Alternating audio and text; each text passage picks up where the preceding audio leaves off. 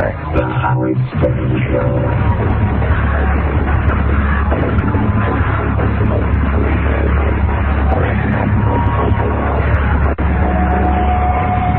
Very interesting conversation. You know, we ought to talk about this topic. Hey, good morning, everyone. I was just talking to Baba Boohai, who, this is a funny topic. Baba Boohai. What was the question posed? Have you ever pleasured yourself at a friend's house? Right, and then it moved over to have you ever pleasured yourself in public? There was a guy who called in. I wanted to put him on the air, but I guess he hung up. He said he got caught pleasuring himself at a friend's house. And I was saying to the guys, when I was in college even, I remember I never pleasured myself because I always had roommates. I had one or two roommates. Right. So it just... it just wasn't an option. You didn't think about it, which is odd. Oh, what's that? What's that, Ganji? We just need another 3 minutes before I can have her call in. All right. Okay. Ladies and gentlemen, Pornoween is about to begin. We're having... If lest anyone think that this is a different show because of the high-tech nature of what just happened. It'll break down. It'll break down. We're going to give you the first clue in just a second, but I want to finish this thought. All right. Number one, I say, okay, have you ever pleasured yourself in somebody's house? And I have never done it. Even if you were, like, staying there? Yeah, I haven't done. I don't think I've done that. In there, you know, like you could lock the bathroom door? I don't think I've done that. In any foreign place? No, I don't. And then... No hotel? And then you said, and then Gary, you said, yeah, I've done it in hotels. Gary, then you said... Have you ever done it in any sort of a public bathroom? Yeah, so I said there's no reason for me to ever... I can't imagine the reason why I'd want to do a public bathroom. But Gary did it in a public bathroom, and then Casey said... Well, why would you pleasure yourself in a public bathroom? Like what would be what in the world were you doing? Yeah, what would be the emergency? But Gary had an explanation, which made sense to me. So I was with this girl, kind of that I was like dating, but we were like, it was at night, and we went back to her office because she had to get something. And there was nobody else in the office, but we were just like messing around. But you know, she wouldn't do anything. This has been going on for weeks, so she got me all worked up. I mean, really worked up. So I had to actually go to the bathroom. When I got to the bathroom, I noticed that it was. You were blue. No, and also all the conditions were correct for me to... Oh, so you were right there. Oh, yeah, because you know what? It had one of those... nobody was there in the building, right? It had one of those stalls where you can't see somebody's feet. It was like one of those full stalls. Oh, so it went all the way to the floor. Right. So seeing that the conditions were correct, I decided that I knew I wasn't going to get anything. But couldn't you go home that night and do... I mean... It was going to take me like an hour to get home. Oh, I see. You know, first of all... We were still hanging out, but I knew nothing was going to happen. Right, so this way you calm down, you could think straight. Right. And if something did happen, I'd be extra better. At least it wasn't... What did you do? Well, we talked about this on the air a long time ago. Jackie got off the bus in high school. At least I was a grown-up. Yeah. After riding all the way to Washington, D.C. with my girlfriend fooling around with me for in the back 6 of the bus. hours or 4 hours, whatever it was. And we all got off the bus, and about 6 of us guys, including our friend from the Coliseum, and we're walking down the street, and all of a sudden, you know how it hits. It's just... blue balls. I mean, I was like, it got so I couldn't walk, and I walked into the bathroom, and all the conditions were exactly wrong. Jackie went into a bar. He just went into bar bathroom. He just like, in other words, you get out of the city, and you just go into the first bar you see. And he's in high school, no less. And all the conditions are wrong. Yeah. But it was so painful. I mean, you guys, it was just unbelievable. And I thought the door locked. Right. And so I was standing at the urinal, and a guy just came in at the absolute wrong time. Whoa. You did it at the urinal? Is this the same story in the bar? Yeah. And you did it at the urinal, and a guy walked in on you? We talked about this, yeah. That's disgusting. That's Jackie. See, Jackie should have been arrested for that. That's the way it's I thought the That's public indecency. Yeah. Oh, yeah. Was there a stall? Was there a stall in that bathroom? No stall. You know what? At the urinal. Wait a second. I got a question. I was in such pain. Wait a second. You're at the urinal. It was one of those so you were... So in other words...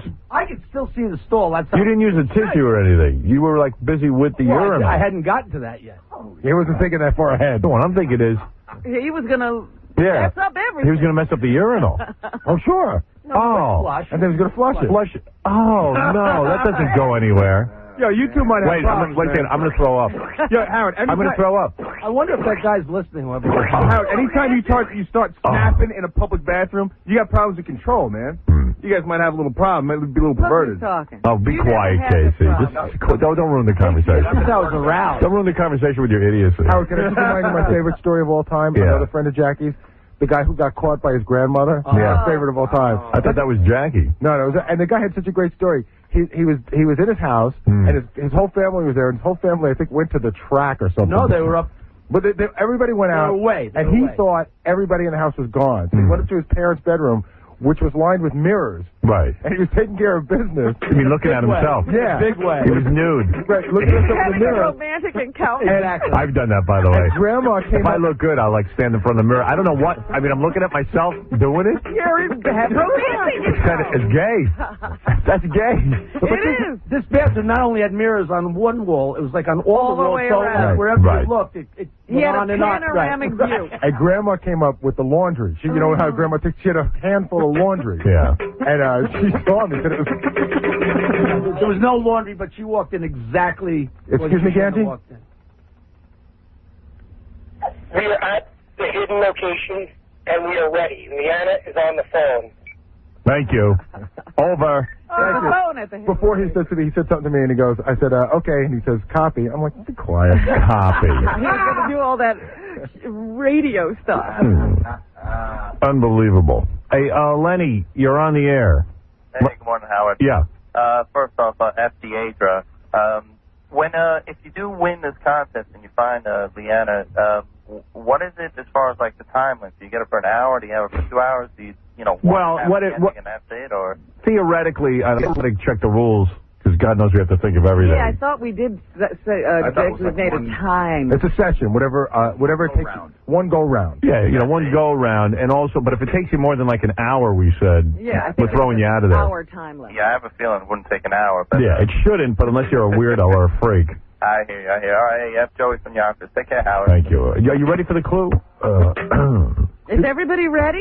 I'm going to give you the first clue for Let me ask you Pornoween. something. First, before you give the first clue. Go ahead. If you miss a clue, will you ever find Leanna? Yeah. Yeah. Oh, please. All right. Okay. Yeah, absolutely. Yeah, they're not, you don't need them all. In my hand. Howard? What? Can I interrupt? Is it possible for the lovely Robin to finish her preparations for the morning? What does that mean? I still don't have a full face of makeup on, so he's... I'm just making a request. No, get out of Keep here. the camera off Please, me. keep the camera off her and keep it on me. In fact, I'm going to put my sunglasses on. You Realize haven't it. finished your preparation. Now, Howard, shut up. I've yet to finish my preparation. Now, you know the deal is we have a line that's constantly open to Leanna, so you can talk to her at any time. And Ganji will tell me when someone has come in to whatever this location is, and we can go right to her. But if you want to talk to her, she's there right now. All right, you're giving me a headache. Now, listen to me. I hold in my hand an envelope. All right. Put it up to your head and tell me what's in it. Unfortunately, I know what's in it. But they did put it in an envelope. Clue number 1 is in my hand. Okay. And when you break the seal, the game has a foot.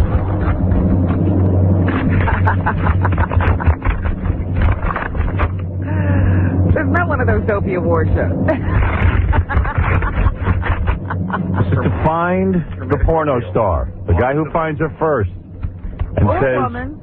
the guy or woman who finds her first should touch her on the shoulder and say the phrase, woochie woochie, give me the coochie. All right. Remember, that's the rule. On the shoulder. All right. Shoulders cake. That's right. Clue number 1. Oh, Shut up, Jaggy. Oh! He's ready to go to a urinal right now. Right, he needs a urinal. If anybody has a urinal.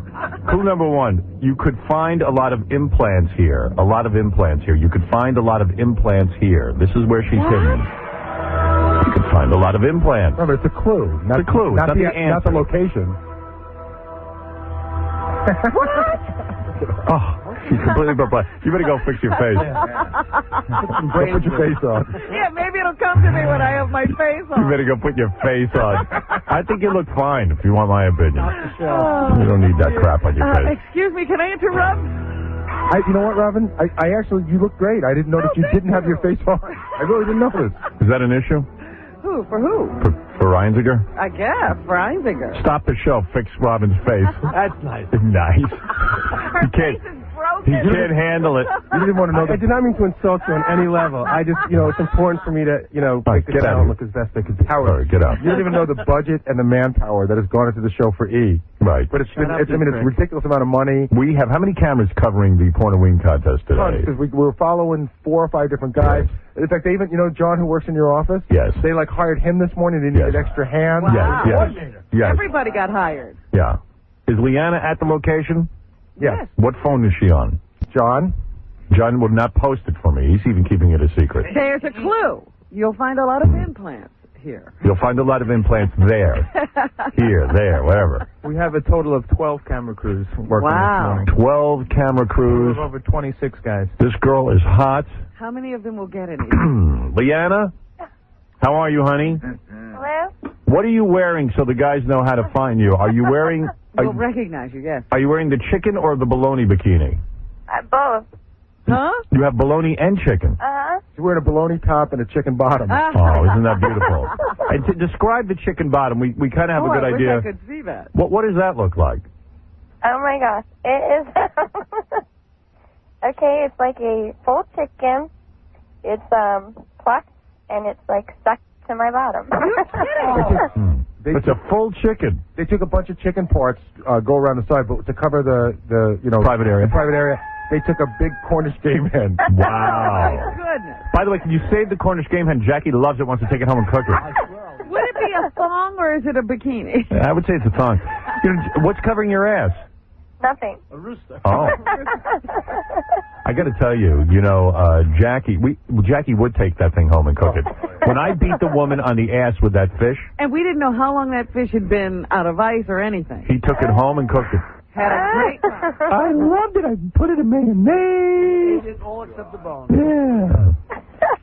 Once you cook it, So nobody has found you yet, huh? No one. Wow. I'm sitting here and in my chicken and my bologna-kini. Bologna-kini, that's right. Bologna-kini.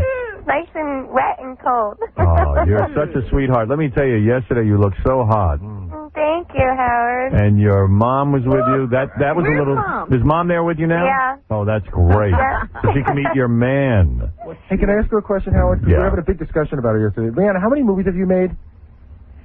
It's up to over 100, I believe, yeah. There was a whole big discussion with a bunch of guys here about how you don't look like one of those women in the industry Who's made 100 who's films? made 100 movies. In other words, Right. you don't look all worn out yet. Right. Yeah. I take care of myself. Well, you're a sexy, sexy woman. That's why I Thank guess you. they call you SexyLeanna.com. Right. And whoever finds you is very lucky because I know I would love to. Howard, I was waiting for you to come eat this off of me. Well, let me tell you something, honey. Is that chicken cooked? No. I like a raw Cornish hen myself. Every once in a while. I keep thinking about Cornish hens because my dad every Christmas used to bring home Cornish hens. Is that right? That was his thing. Big delicacy for Hanukkah? Yeah. For Christmas? Yeah. Big delicacy. My mom would be cooking them all day. Those raw Cornish hens. They're hard to cook. Oh, yeah. Harder to eat. All right, honey. Well, let's hope someone finds you soon. I hope, yeah. We've given out the first clue. The first man to lay his hand on you, shoulder, and says, "Woochie, woochie, give me the coochie." He's got you. He's got you. Right? And he can do what he needs to do. Anybody left their home after hearing that clue? Of course. In fact, I see guys on the phone who think they've figured it out already. Let's see. All right, hold on, sweetheart. Gary, Yes? we think somebody is here. Uh-oh. What? Already? You're saying we have a situation? There's a couple of guys on the phone who I think might have... We have a situation. Repeat, we have a situation. Copy? Copy. That means, Howard, keep the phone line up. Keep the phone line up. Oh. Someone might have found her There we already. go. She's sticking out somewhere. No, she's in a building, actually. Okay. Did they see her going in? Somebody must have figured out the clue. Oh, please. A I was well dressed up coming in. In fact, there's a couple of guys on the phone who I think have figured it out. Really? Yeah. But they got to get there, right? That's the thing. Okay. Did they see her going in? Somebody must have figured out the clue. Oh, please. I was well dressed up coming in. In fact, there's a couple of guys on the phone who I think have figured it out. Really? Yeah. But they got to get there, right? That's the thing, to get there. How'd the guy get there so quick is what I want to know. Hey, Gary, if you give the phone over to me, I will go to the door. Uh-oh. It's a false alarm. Sorry, false alarm. Thank you. False alarm! I I was like, oh, my God, it's over already? It's a false alarm. Casey, what are you, retarded? Yes. What's your next question? I mean, how can somebody get it that quick? Although there's a lot of guys who guesses. Jeff, what are you thinking? Hey, you know what? I'm in Pittsburgh, but is she in a cemetery? I'm not going to tell you where she is, but there's a lot of implants there. Is she in the cemetery, though? There's no way for me to get there. She's probably in New York, and I'm in Pittsburgh going to work right now. Yeah, I don't know. Am I close? I'm telling you, she's not in Pittsburgh. She's in the tri-state area. She's in the tri-state area. Is she in a cemetery? Okay. But why would it be a cemetery? We're not going to tell you yes or no. Why do you figure a cemetery from implants? That people are... Well, there's a lot of implants there. We do have a situation. A situation. Ladies and gentlemen, this contest could be over within 15 minutes. No. Copy. All right, so just stick with Leanna. Well, how does he know if there's a situation or not? Yeah, well, what happens is if I don't know how he got the first one wrong because we had a big discussion. But all right, stuff happens. You know what the situation is? Ganji is huge, hairy, and stupid. That's the situation. Everybody's very nervous about this. I know it. Everyone wants to get it right. That's right. But I don't want somebody to find her right away. Shoot that person. I need to take the phone from Leanna. Oh. He is taking the phone. Right. Uh-oh. Hello? Hello? Yeah, Ganj. Okay, how's it going? Do you have a situation? We have a situation. All right, we then have a situation. allow us to hear what happened. Okay, I'm walking over towards the door. Okay. Security is letting the guy in. Oh, no. Mm-hmm. Okay. Go ahead. Shh. Okay. We have a blonde gentleman, young guy. Is he cute? He is rather good looking. And he is walking into the room. Wow. Into the big main room. And he does see Leanna. Sexy Leanna Hart. Isn't it this comedy? He does see Leanna. Oh, boy. Okay, hold on. I'm handing the phone over to Leanna. Howard. Wait, I want to hear the guy. Did he put his hand on her shoulder? Yes, he did. And what did he say? He said, woochie, woochie. Give me the hoochie. Give me the hoochie, he said. No. He's got to say, woochie. We could give this out on the air. He's got to say, woochie, woochie, give me the coochie. Right. You have to say, woochie, woochie, give me the coochie. Woochie, woochie, give me the coochie. Let me speak to this guy. Sorry. All right. All that work and you can't get it right? Yeah. What's he thinking? Hey. Howard? Yeah. How did you do this? Tell everyone where you are and how you figured it out. Well, we had this place marked as I thought it would just be one of many clues, not the first clue. But, I was on 40th Street and 2nd Avenue. I was upset that I wasn't here already because I knew this place would be one of the clues. And now... Where are you? Tell everyone. Announce it. We're at Scores, everybody. Scores. Uh-huh.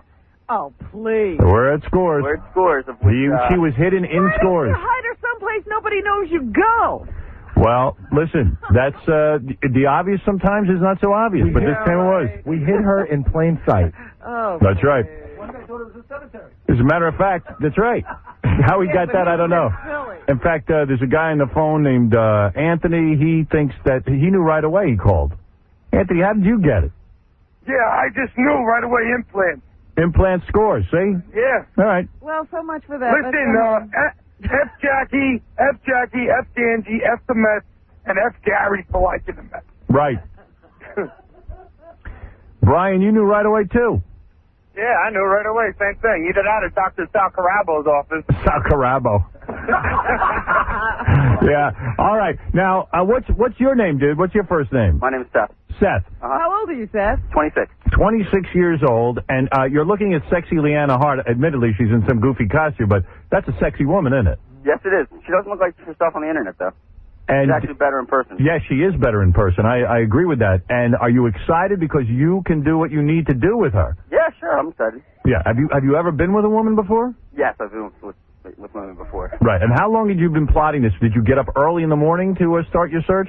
Oh yeah, I had my whole war room set up last night, and I was up at 5:30. The CBS crew came to my apartment. Oh, I see. You're one of the guys. Yeah, I'm one of the guys that was on camera. Oh, good. That's great. We have you on tape. The whole thing. Can I interrupt again? We have 2 qualifying questions. Oh, yeah, Gary three. has to Hold on, ask them. 3. All right. Here's some qualifying questions. To qualify, yes. Right. This is legalities now. Uh-huh. Okay. Are you 21 years of age or older? Yes, Gary. Okay. Did you receive any assistance from anyone other than from the clues read over the air? No, I did not. Okay. Do you have a criminal record? No, I do not. Wow. But I Do will we after know this. you or have any knowledge of you? You know what? That's the first listener that didn't have a criminal record. You know, we had a big discussion yesterday, Howard, about what criminal record would disqualify somebody, and there was murder and rape and any sort of child pedophilia or anything like that. Why, she's no child. Todd, what is it? Howard. Yeah. I'm at Gary's dentist. I thought you meant dental implants. See, that could have thrown you. Please. Found right away. Found right away. But you knew that would. I didn't want to make it too hard. Well, at least a couple of breaks. Yeah, well. I'm glad you made it quick. I can be at work on time. Yeah. Danny, go ahead. Howard. Yeah. This contest sucks. That's right. Thank you. I'm with you. What do you get for second place? Can I have Robin? Yes, you get Robin. Hey, F Worbie. Later. F Eddie and F Funk. Hey, Howard. Yeah. Just so you can let Robin know, maybe you want to read her the second and third clues? All right. Second and third clues. Waste of time. Wait to hear these. Wow. Yeah, here's the address. We had one clue that was the address. It's where you can get funny with your money. Okay. This is my favorite. This is the best clue ever, Robin, right here. Yeah. Starts with an S and ends with an S. And it rhymes with whores. Isn't that something? Yeah, Bernardo, you're on the air. No, Bernardo, you're there. You guys blew it, man. Thank that you. was too easy. Too quick. Yeah. Scores? Come on, that's too obvious. Well, listen, you're not there. If it was so obvious, how come you weren't there? I wish I was. I'm out in California. Oh, there you go. Just listening for the suspense. He was just leaving the house. Yeah. Well, listen, what the hell? Listen, the guy won, and that's it.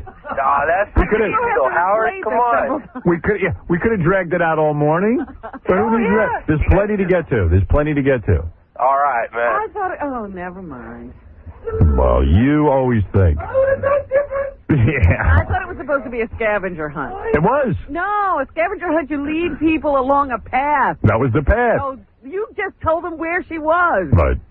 But wait a second, Robin, can I just ask you one question? When Howard gave the first clue, you didn't know it. Yeah. Doesn't matter. Oh, it doesn't matter. It doesn't matter. Simply saying all the clues had to do with one place. It wasn't like, go here and you get another clue. You gave the first clue. She looked at you like you were like some sort of lunatic. What's that got to do with anything? I don't want to look for women. That's a look I always get. That's a look I always get. Always has an She always would do it differently. Look, the point is, the guy found her before we even said hello. Well, a lot of guys figured it out. That's fine with me. Mike, you're on the air. Yeah, what's up, Howard? Hey, man. That whole contest, buddy, was blown, man. That was too easy. Right off the bat, I knew it. Well, there you go. You should have been there. I'm at work, man. I'm leaving work right now, man. All right. You got to throw another contest together, man. Let me know. I want to get up in there next time. Okay, real good. All right. All right, let me speak to he'll give me the address. Let me speak to Leanna Hart.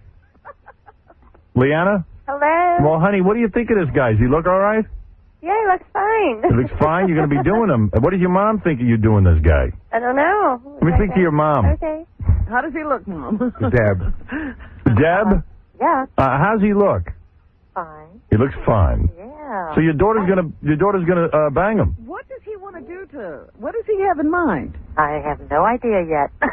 Do you mind him? Talk to him. Do you mind this guy being with your daughter? Oh, no. Boy, you know what? Someone asked me what you were like. I said, she seems like a very normal woman, but it's amazing you don't mind. Oh, I think the promotion is well worth it for Mom. Right. But wait a minute, I want to find out what's his name, Todd? Is that the winner? We have a limousine waiting to bring them back here. Oh, you do? Yeah, Good. I yeah. want to check him out. Okay. Yeah. All right. Maybe she'd have an objection if she knew what he wanted to do to her daughter. Yeah, when he comes in here, we'll find out what he wants to do. Yeah. All right. Okay, Mom, we'll see you here in a few minutes. Okay. All right, honey. She's up for everything. Yeah. Joey, hi. How you doing? Howard, I'm very upset, man. Why? Because I'm right around the block from the place. I'm sitting here. I got a crew with me, and it said, "Dan, she's got to be at Scores." And I was heading around the block right when that guy came in there, and I'm utterly devastated. You just missed out. I just missed out. Can I have Robin as a consolation prize? Second place. Please. No, that's not the game. But I'll tell you what. Robin, how about it? How about a date, Robin? No, I'm sorry. I'm not going to any loser. Oh, thanks. She might Hey, how take the about- winner. Can I have sex with that dead guy's daughter? Yeah. By the way, he's coming in this morning. The I want to man, have sex with his daughter. That'll be better. the man who stuffed his dead daughter is coming in here at 7:30. I can't wait to see that. What? You know, this whole day has been nothing but weirdness. I got a call at about 5:40 from him, and he just wanted to make sure that he had a private room to prepare his daughter in. Yeah. And I said, not a problem. No problem. She travels, she gets a little unkempt. Anything he wants. Everyone said to me, "You got to call me and tell me what the hell what he's bringing in." We should have a news crew. They should be live on it. I have two theories about this guy. Either he's bringing in a doll or something that he actually delusionally thinks is his daughter. You think like a crazy, he really believes. Yeah, like a rag doll or something, and he's like, "Wow, this is my daughter," you know, and he's a complete loon. Or he's bringing in his daughter because it is legal to taxidermy your daughter. Well, I'm shocked. I think this guy's really interesting because you're going to read a letter later when he comes in that he personally wrote to Madonna that is just so strange about what an influence Madonna has been on his daughter's life and how she's tried to emulate And she Madonna. did. Exactly. Right. Maybe she'll be dressed like Madonna. I can't even think straight right now. I'm going to drive by Scores. Hopefully, I'll at least get a glance at Leanna. Yes, See go what I ahead. miss out on. Hurry up because she's on her way into this studio. Matt, go ahead. You're on the air. Howard, Yeah. oh man, I'm so disappointed. Yeah, you wanted to win. I wanted to win. I knew where I was going. I Yeah. told the guys in the car, I'm like, we're going to Scores. We're going to New York. See? And you didn't get there in time. Why wouldn't you be there right away if you felt it was Scores? And then I thought it was too easy that you wouldn't put her there. See? Know what your gut feeling. You should always go with your gut. I shouldn't. Yeah. All right, listen, you missed out this time. Maybe we'll do it again sometime. And Robin will run the whole thing. No, Well, it'll be a real scavenger hunt. Right. Howard. Be done right. All right, brother. Hide and seek. Thank you. All right. Well, there it is, Robin. The first Pornoween event. There's much more to come. What? You don't have another girl to hide. I don't have another girl to hide, but I have Elliot Offen who's going to come in, and also the man who stuffed his dead daughter. Eddie, what is it? Howard. Yeah. Yeah, you mean to tell me this isn't rigged? Absolutely not. The first guy that comes in within 5 minutes happens to have a CBS crew with him? Hey, what do you want from me, man? No, it was not rigged. Absolutely not. That would be fraud, and believe me, I don't want to be involved in that. It wouldn't serve my purposes Take to be. him to court. Yeah, take me to court if you want, but it wasn't. I mean, seriously, the guy figured it out. And he was 2 blocks ahead of me, so. Wow. See, you All right, figured it have out a good too. morning. That's Jackie. Bye. All right. Take care, bro. Well, there it is, ladies and gentlemen. He just can't believe the guy thought of it before he did. Yeah, Tom Chiasano just called. He needs us to take a commercial break. That's all he cares about. I'm in the middle of a big contest. How's that going to get us ratings? I don't know. We're going to take a break. We'll come right back. We have the man with his dead daughter coming in. Elliot Offen will be here. Also, sexy Leanna Hart and the guy that just won her. Lest anyone think the contest is still going on, it's over. Yeah, get back in bed. Get back in bed. Stop your search. The contest is over. She's been found. We'll be back right after these words. Wait a minute, Dracula. Did you ever have the feeling you're being watched? Eyes of strange, hearing things on a pulling. You're listening to The Howard Stern Show.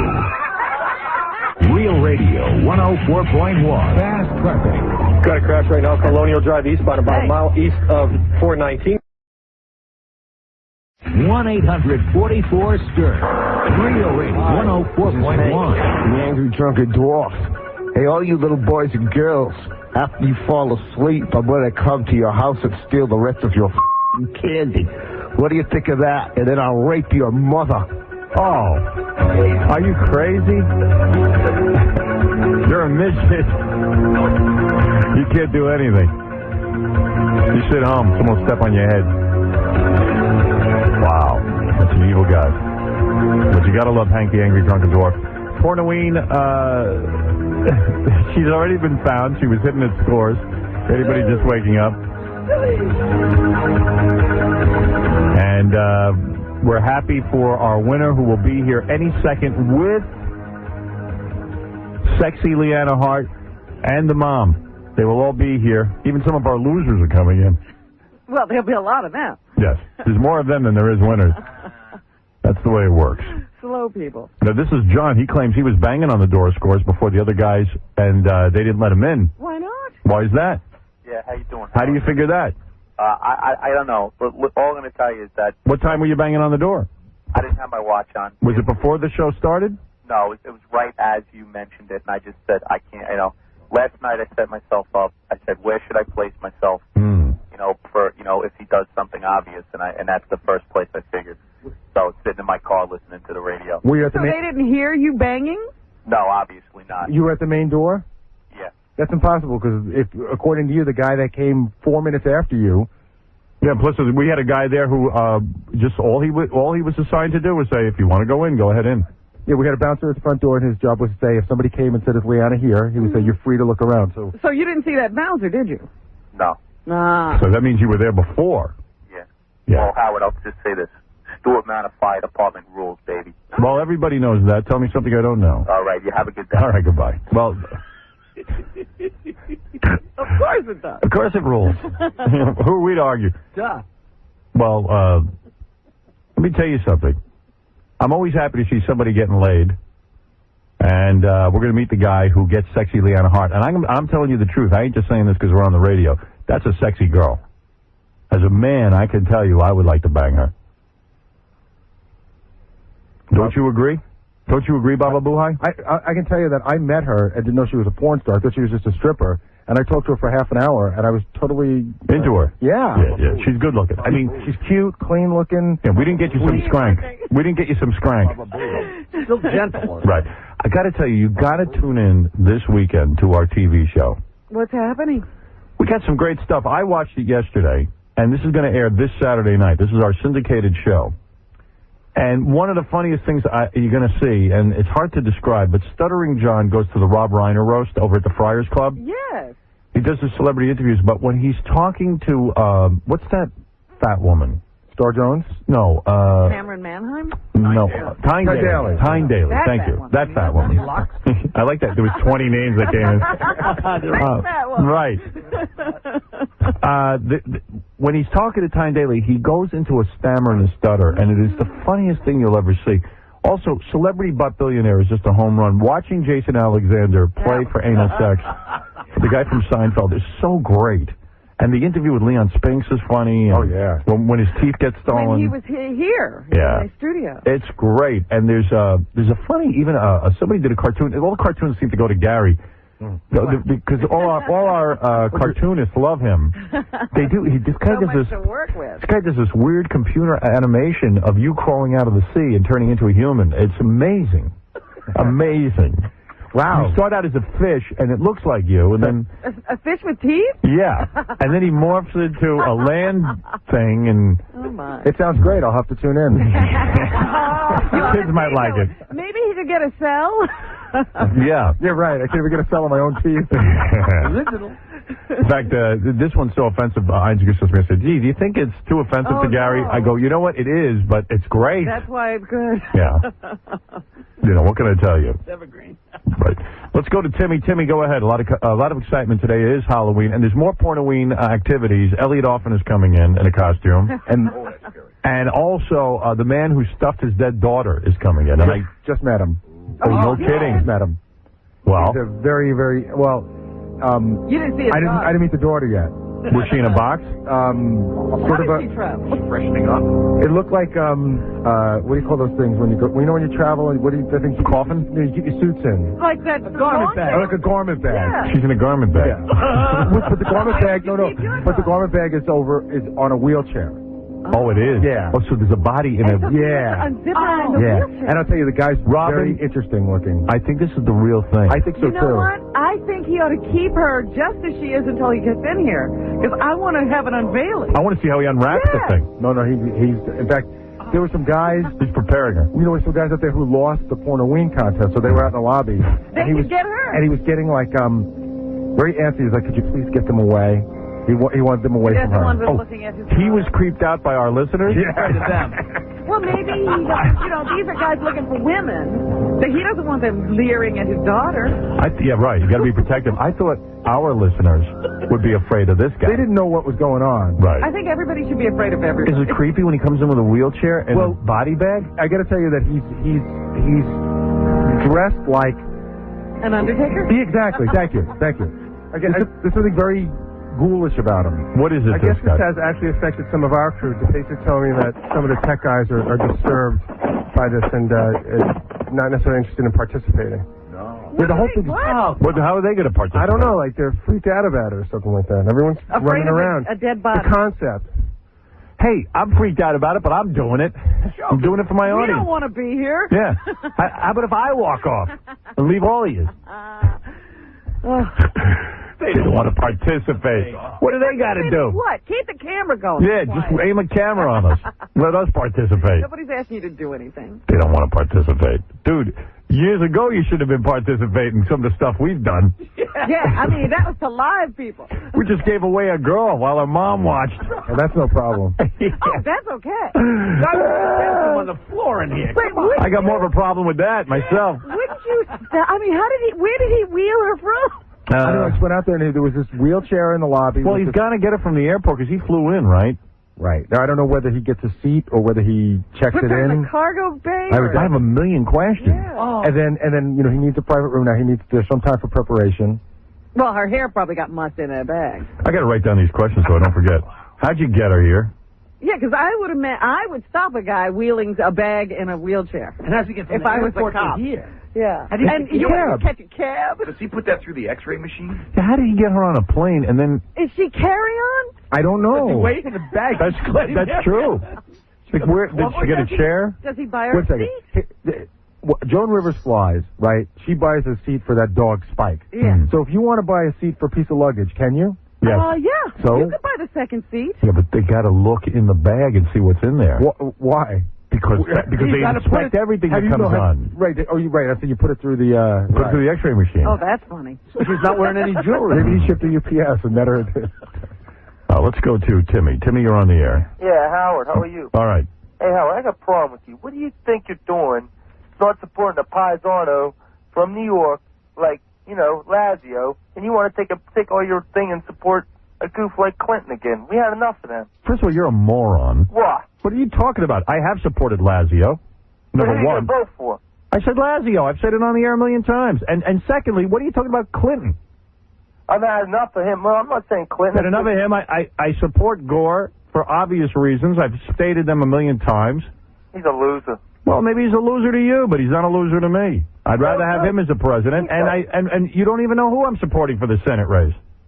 You're retarded. You're saying you don't know who you're supporting? You're not going to tell anybody. Oh, he just told you. You're an idiot. You're a moron. Hey, I'm far from a moron, man. You don't want to meet me. You're a dope. Listen, You're I the love type you. of idiot. You can hate me all you want, but I love you. All right. Thank you. Bye-bye. anyways, All right. Thank you. He still doesn't know you're voting for Larry. Right. Yeah, I mean, how much clearer can I be? He got a big endorsement today, Lazio. Newsday, Yeah, right? Newsday endorsed him. Well, listen, he's the right guy because whatever you say, I mean, Hillary Clinton just has no record, and who knows what she's for. Hey, did you watch the debate over the weekend? I meant to say something very bizarre happened in their debate. You mean between Clinton and Lazio? Yeah, it was the weirdest thing. I saw it on the news. So they were fighting with each other, you know, arguing about this and that. And then Gabe Pressman said, okay, I would like each of you to say one nice thing about three nice things about each other. So Hillary says to Lazio, you're a very bright man, you're a good politician, and you're a very attractive man. So he started blushing, and then he said, well, you're a good mother, you're a good person, and you're also very attractive. And it was like weird. They were just like, Are they going on a date now? It was. I think they're thinking of going out. It'd be so funny if you start banging him. Start hooking up. That's funny. And what is it? Howard, Yes. is that you? Yes. Howard, this is Ann Pyatt from Columbus, Ohio. I want to have a toothy wing because I want to do Baba Booey. Toothaween. Yes. Just give me the first digit of your weight. She's on a broomstick. I'm not Well, yesterday was my birthday. I want to have a big shout out to Aetna in Columbus, Ohio. Hi, Tammy. All right, honey. I'm so excited. Honey. Baba Booey, I want to F you. Right. Toothy Ween. How about next year we do that? Toothy Hi, Ween. Gary, you can. Too easy. I'll hide Gary. I think you'll find them quicker than they found Leanna Hart. Can't hide those I teeth. don't have no problem finding those big teeth. I got jobs for those big teeth, let me tell you. Oh, boy. Well, anyway, are you a married woman? Yes. The way you sound every day is Halloween for your husband. But thank you. I hope you like Halloween. Howard, I love you. Robert, I love you. We love you. Thank you very much. Jackie. Right. See, Bubba Boy, you got fans. How do you get excited when you hear that? Here's Joe, who is one of our losers. He's here live. We followed him with a camera. He did not get the girl. Here. Sexy Leanna Hart was discovered about 15 minutes into the show at Scores. The contest is over. I can't wait to see who won her. Yeah, they're coming in. But Joe, come on in. Here comes Joe. Later this week, the Insane Clown Posse. Tomorrow, a man who's taking his ex-wife to court in New Jersey and stopping her from circumcising their 3-year-old son. Coming in. We got him to come in. Wow. He's quite an outspoken guy, and I back him on this. I don't believe in circumcision. Oh, man. Thank God you didn't win. Oh, lucky Leanne. Thank God you didn't win. Oh, lucky Leanne. Joe, you're a scary dude. Oh, why is that? I haven't slept for days. Why didn't you sleep for days? Tell me. I was preparing for Liana. Hard. I was. How do you prepare? Videos, number one. Website. Right. Also doing some work on you, checking out your books. Right. Where were you? Research. Where were you? You know what? I had a couple ideas. I wanted to hide Sexy Leanna Hart. Yeah.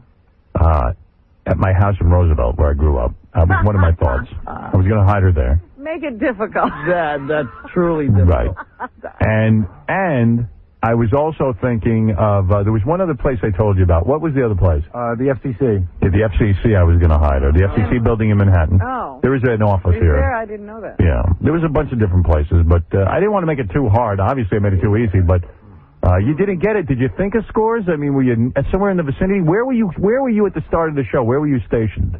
At the start of the show, I started at Staten Island. Staten Island? Yeah. I started at Staten Island, then we took a cab to the ferry to train to 50th and 7th, where I purchased a radio to listen to the show. Right. Wow. Because, of course, I forgot to... After all that preparation, you didn't forgot a radio. Wait a second. You prepared for days and you didn't bring a radio so you could hear the clues? Oh, boy.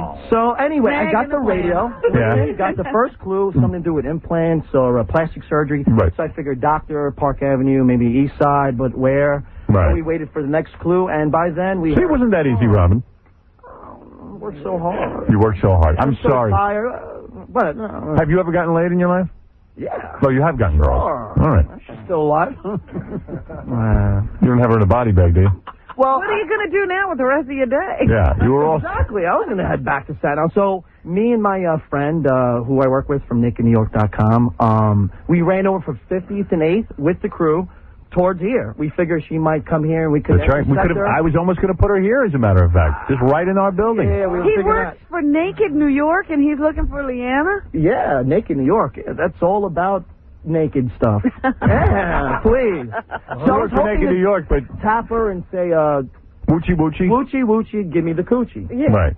So hopefully, I figured maybe I could wait outside and try to tap her. Well, you can't tap her now. She's already been won. I'm so She's sorry. tapped already. Yeah. So, like other contestants, I guess we do feel a little peed off, but I'm not sure of this person's name, but I guess he did his little research and figured the best place where you would... Hey, listen, it was fun. At least you were involved with that. His research was better than yours. I want to do it again. I planned for this. Well, maybe we will do it again. We'll see. fun. Let's see how it goes. Okay. All right, thank you. You're welcome. All right, that's Joe, everyone. Joe tried. From NakedNewYork.com. Okay, there you go. Naked New York. Appreciate it, Howard. Thank you. Bye. Take care. Okay. Whew. Man. I can't wait to see who did win. Joe, go ahead. Joe, right. Yeah. Hey, how you doing, man? All right, man. Hey, I wanted to tell you, I'm an actual investigator here down in Philly, and I was listening to you. And how could you make that so easy? Well, you want to know something? We had a lot of conversation about it. We didn't want to make it too difficult. We didn't want to make it too easy. It's not an exact science. But listen, it's so easy. You didn't find her. What happened? Oh, well, I'm down here in Philly, man, and I'm actually on a. And this guy right here, Joe, he didn't know where to go. He had no plan at all. Right. What do I you was want from down me? here. I got buddies of mine up in New Jersey, and I was like, yeah, you got to keep an eye out. You got to watch out for. You got to get. It was great, and then within 15 minutes the show was over. Well, that's the way it goes sometimes. Hey, I'm down here on a surveillance, and it's amazing. Was there any legalities toward it that you made it so easy, or what? No, it could be as easy as he wanted it to. It was our contest. We did what we. He wasn't trying to purposely make it easy. Yeah. Because I was just thinking turned out that way. maybe Leanna was getting nervous because all these freaked out weirdos. No. Like that one. Why are you down there on a surveillance? What are you doing? Are you looking for somebody's husband? Well, yeah, sort of. You know, they got all these private investigators And that's out all there. they do is chase guys. I tell you something, it is the worst. I wouldn't want your job. How A could guy, you do that to another man? some guy, for whatever reason, needs to go out and get a... No, it's not the domestic cases we're working on. We work for a bunch of insurance companies. Oh. What are you digging up? No, that's good. You're talking about people who commit fraud. You got people out there, billions of dollars a year are lost, Howard, in insurance fraud. I applaud that, by the way. I can't stand people who lie and say, I'm out of work. My back is broken. They're looking for a payoff. You know what? I applaud your work. Thank you. Okay, thank you. I'm down here. And I'll tell you why I applaud his work. Insurance fraud costs all of us big money. The reason insurance rates are so through the roof. It's fraud. For every kind of insurance. It's fraud. Plain and simple. You know, people now are complaining. They sued the cigarette companies, right? They sued the cigarette companies, and now the consumers want to sue again because they're saying, because of these huge settlements, they've passed the cost on to the customers. Cigarettes went up in price to pay off all these billions of dollars. Duh. And the court said, forget it. You can't sue over that. They can charge whatever they want for this. Now, let me tell you something. That's the problem. Same with insurance fraud. People think, it's just me. I'll get a couple extra bucks. I'll be on easy street. We all pay for this. Again and again and again. So when you see somebody committing insurance fraud, you should report them, like the Gestapo, because they're ripping all of us off. I was watching a movie the other day, and there's always this perception that it's your money anyway that the insurance company has. Yeah, no. So you should make claims no matter what. No, it's not your. It's our money. Yeah. I mean, who do you think has to pay for And this? it's supposed to be there for the tough times. Big Black, you're on the air. Yo, what's going on, bro? What's up? Did you find the girl? Yeah, I found her, man. She's a Scores. I'm right outside. There you go. What's up? What happened is, Gary was talking about that Hillary Lazio bit, and I want to play for you. Go ahead, play it for me. That'd be nice. Name three things that you like about him, and you name three things you like about her. Well, it seems like he has a very nice family, and that he, has worked very hard, and that, he's an attractive young man. And you? Well, I think you're an attractive woman, and I think you've got a very nice family. I'm sure you're a very good mother as well. Thank you very much. Well, there you go. That's funny. That is uncomfortable. Yeah, he was a little bit taken aback. Well, what's funny about that question is it really has nothing to do with anything. And I'm so sick of these debates. I'm sick of these guys. They've run out of questions. They've run out of questions, really. Say three nice things about her. Really, you know what? I would have turned to Gabe Pressman. This is why I would win any race. I would turn to him and I'd say, you know what? You're a moron. I got to tell you something. This is what is this? The Barbara Walters show? Yeah. What kind of a tree would I be? I got a couple of minutes here to reach the people of New York State, and you're going to sit and ask me what I like? Forget it. I don't like anything about anybody. I'm here to talk about issues. You want to ask me a legitimate question? Yeah, the dating game. Why don't I put on a swimsuit and you can judge me that way? If I was a vegetable. Yeah. I got another funny Hillary clip, too. What do you got there? She talks about parades in New York. Go ahead. She's another one. She can't even tell you who she likes, the Yankees or the Mets. Oh, I saw you at the parade, at the Columbus Day Parade. I had such a good time. Yeah. I really did. You know, I don't know there's any place in the world that has as many parades as New York does. You're not kidding. It is such a parade town, and it is so great because everybody feels like they're on parade at some point during the year. You know, some group they belong to, where their parents or grandparents came from. Everybody gets to march. Exactly. And it has a wonderful, upbeat, positive... Could this be any more of a fluff piece? I mean, this Rosie O'Donnell is something else. I take it from the Rosie show. Yeah. And it's a fluff piece. And gee, aren't parades great? You want to know something? There's a woman who doesn't live in New York. I'm a New Yorker. If I was running for president, I'm doing away with all parades. These maniacs who show up at these parades, they tie up traffic all day. All I know is I'm trying to... It's a big mess. It's unbelievable. Parade should be on Sunday in Guam. She says they're great. They're great. Of course they're great. She's never had to get around. She's never been to a parade. She goes to the parade to campaign. She's not parades. But look, when she travels, she stops traffic everywhere she goes. Of course. So she loves it. Yeah, and by the way, let me talk about the parade. Yesterday's parade? Yeah, here's the headline from the paper. Stabbings, fires, Mar parade. Yes, I was going to talk about Now, we took a bet yesterday on the air, and by the way, we're all owed money. that. Yeah. Poor Dominic. Somebody died? We bet whether or not there'd be one death. We said there wouldn't. Some people said there would.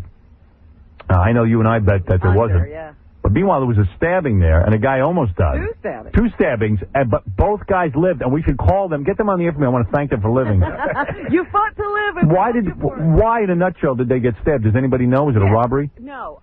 It's 2 altercations that had nothing to do with being a Yankee or Mets fan. One guy was there with a woman, and some guys in the crowd said something about the woman he was with. Right. They had words, and then one guy stabbed the other guy. Right. And then the other one was a guy was selling Yankee keychains, and this guy was there with his son, and I guess he got bumped or something. Right. They exchanged words, and one guy stabbed the other guy. Wow. Keep them on life support, please. Have you ever carried a knife in your life?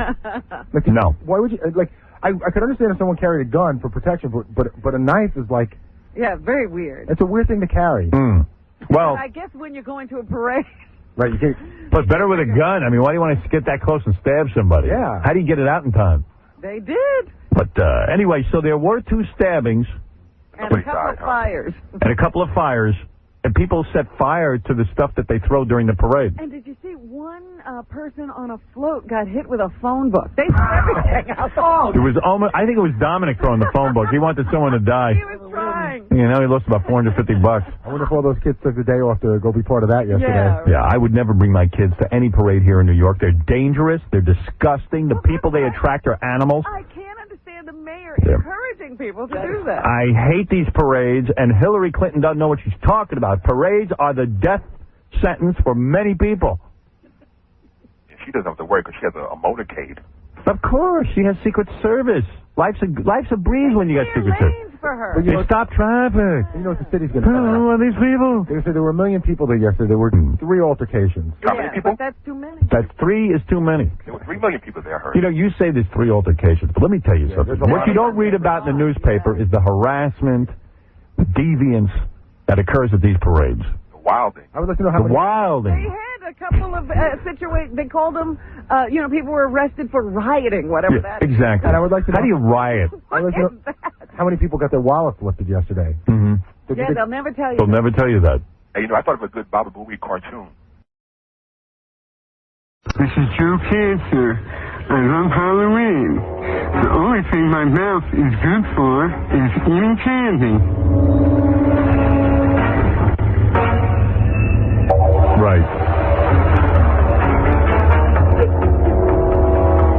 Well, just to make sure everyone knows, the Pornoween contest is over. She's been found. She was at Scores, Sexy Leanna Hart. She'll be in here later with the guy who won her. Bert? I just want to make sure everybody knows that, because, Bert, you're about to start. You're going to go start looking for her? Well, Howard, good morning. Yeah, you're Happy Halloween. Yeah, I want to know the rules. I guess it's a little late. You see, I got a lapdog, a special lapdog, used to work for the CIA. Yeah, but and he got his sniff from the computer. What I wanted to know is if he found her first and I got him on the leash, who gets him, me or him? Well, I think it's irrelevant because somebody found her. What's the matter with him? You're just in time for next year. So let me tell you what's going on here, because this is really amazing.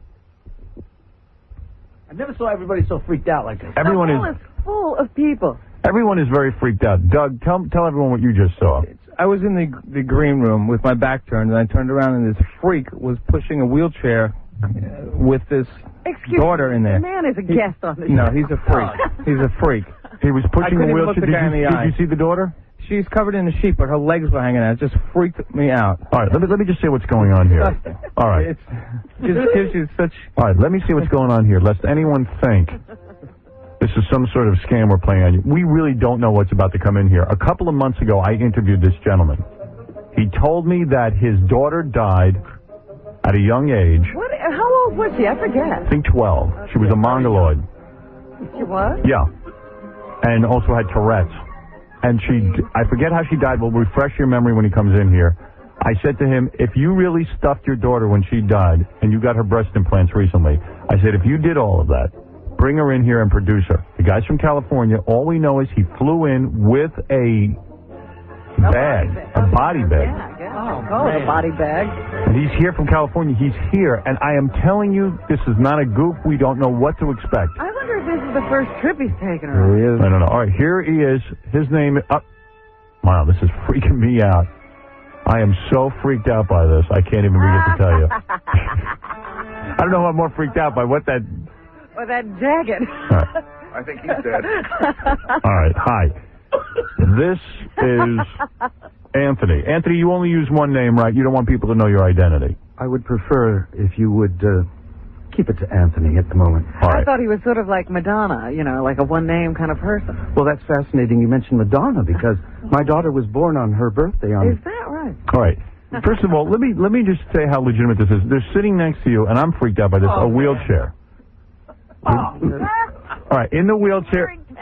In the wheelchair is a body, and she's wearing what? Sneakers? Look at those, the high tops. Why high tops? Well, Weak ankle. She's a kid. She's a club kid. Right. I couldn't control her fashion desires. Oh, man. Now, you wrote a letter to Madonna. I want to read this letter to Madonna, lest anyone thinks this guy's not for real.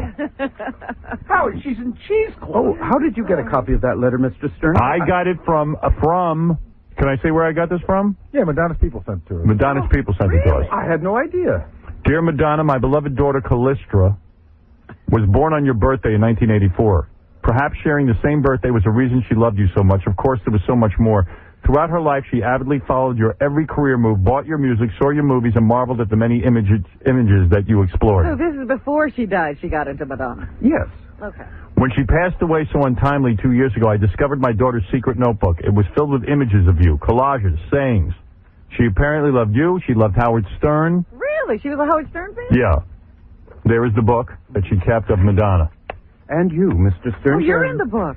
You too, Rob. Oh, wow. She was a fan of you and Madonna, and her desire was to see you two together at some Now point. listen to this. My daughter, during her last illness, what was she ill from, by the way, your daughter? Well, she had Tourette's syndrome and cystic fibrosis, a bit of Tourette's syndrome, and what else? Oh, Turner syndrome, I think. Was she a mongoloid? Well, the overwhelming system was just, I mean... The system was overwhelmed? Yes, exactly. All right. I've never heard of that. All right. Now, let me follow a couple of things here. You wrote Madonna and you said to her, I have discussed the preservation of my daughter on the national radio show in August with Howard Stern. I never intended for this letter to be broadcast on the... May I broadcast it? Would it be... No, there really isn't. Do you mind if I read it? Well, actually, I'm quite proud of that letter. All right. And your message is you want to form a humanistic taxidermy society so that all Americans may be proud and empowered to take their loved ones and respect their wishes and not bury them or not cremate them, but taxidermy them, stuff them. But did his daughter want to be taxidermied? Yes, that's what he claims in this letter. Did your daughter want this? I have oral proof. Go ahead, play it. This is the last tape my daughter made in the hospital room. All right. You listen. All right. Get it close to the microphone if you can. Hello, this is Callistra. Get it closer to the mic. Daddy, I don't know where you went. You were here before and now you're gone. But I feel that my time is coming soon. And I just wanted to let you know a few things. July 10th, 1998.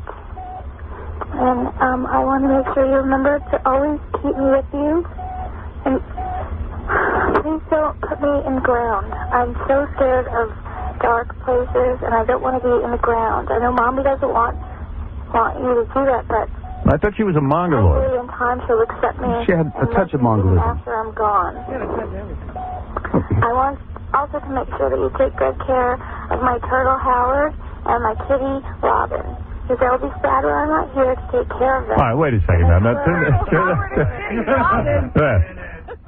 I think you have a touch of Mongolism. Sir, please. No, wait. Now, let me ask you this. Is it true you were married and now you're divorced? We're separated. Or you're separated? Didn't your wife accuse you of touching your daughter inappropriately? I wish you wouldn't go there, Mr. Stern. Go there with me because I have to get the facts out. Did you, in fact, touch your daughter inappropriately when she was alive? I or didn't. before. I might have been accused of such things, but But you never did it. Deny it. You deny it. I deny it. Okay. Is that why your wife left you? Because you stuffed your daughter? She was against the idea. That was one of the reasons. All right. You told your wife, I don't want to bury our daughter Callistra. I want her alive. I want her above ground. I want to be with her. Mm-hmm. And she thought it was inappropriate. She thought it was inappropriate. I played this recording for her. She still thought it was inappropriate. Okay. How old was his daughter? How old was she when she died? 14. 14, okay. A very mature 14. I want you to know, have you read Kubler-Ross? What's her name, Miss Kubler-Ross? Elizabeth Kubler-Ross. Yes. Exactly. Robin's probably read that. I read comic books. Go ahead. Well, she has the theory that when a child is about to pass on at an untimely manner, their spiritual, emotional, and sometimes physical development increases astronomically. This is what happened to my daughter. She might have been chronologically 14, but believe me, she was many more years beyond that. I had to control so many aspects of her desires to go out into the world. I wanted her to experience a great deal of life before she had to leave it. That's why she was... My God, don't you even say that. What do you mean? Well, I think what he's saying is his daughter had yearnings, and sex. he couldn't go out and satisfy them in a normal way. So he helped. So he helped her. Oh, no. You're twisting my words. I'm sorry. No, she wanted to party. She wanted to party, so I helped her organize some parties, innocent parties. Right. That looked like club scenes, with disco dancing and whatnot. Right, all right. So you didn't have sex with your daughter. Now, but wait a second. You feel she... I resent that. Have you touched her sexually since she's dead? Have you touched her private parts since she died? Do you have sex with your daughter since she died? Mr. Stern, please. This line of questioning is absurd. I love my daughter very much. That's why I had her preserved. I have your wife on the phone. The woman you do... Yes. She can't believe that you're even here. Oh, my God. Hello, Helen. Yes. Yes. You were married to this gentleman? You've got Anthony there. Yes, I'm here, Helen. What are you doing on the phone? Well, I got a phone call. I thought it was an You emergency. gave us her number. That's what she's doing on the phone. What do you mean, what is she doing on the phone? Well, I thought she might politely refuse. And Helen, are you separated from Anthony? Yes, I'm separated from Anthony. All right, in a nutshell, why did you leave him? Tell him the truth, Helen. Anthony. Oh, geez. Why did you leave Anthony? Well... Wake up, dear. Regarding... See, this is another reason I left her. Doesn't she sound a little under the weather, if you get my drift? Well, she sounds like she needs a cigarette. Helen, did you leave him because he stuffed your daughter? Maybe a bit of hair of the dog. Well, yes. Did you accuse him of having sex with the girl when she was alive? No, I never went that... No. Oh, no? You never went that far? No. What was that summons I got? Summons? You know. To appear in court. Well, it was a complaint. A complaint? Yeah, whatever they call it. Helen... I'm not a lawyer. Helen, is that in fact your daughter that I'm looking... we're about to reveal her. We're about to take off a cloth. Oh, my God, she's there? She's here. She's in a wheelchair. And now, how did you get her on the plane, by the way? How do you travel with How do you travel with that? This is not an enlightened society. Right. I wanted to purchase another ticket to have her sitting beside me, but the airlines refused. So what did you do? Well, I had to put her in baggage. You did? Mm-hmm. Baggage? Darling, yes. Baggage? Well, what do you think?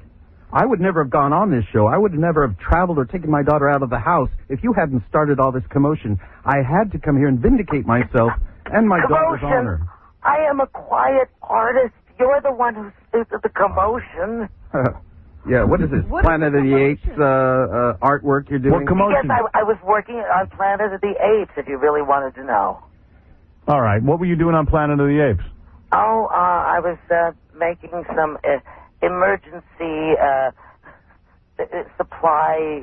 How long were you two married? Well, we were married. Well, we're still married. We are legally separated. All right. Listen to me.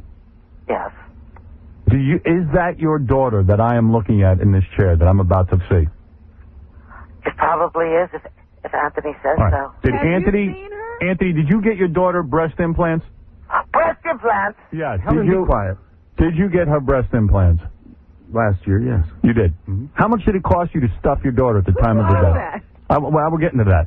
Well, how much did it cost you? And I'm ready to reveal this whatever. I have whatever's under my lovely daughter will be revealed.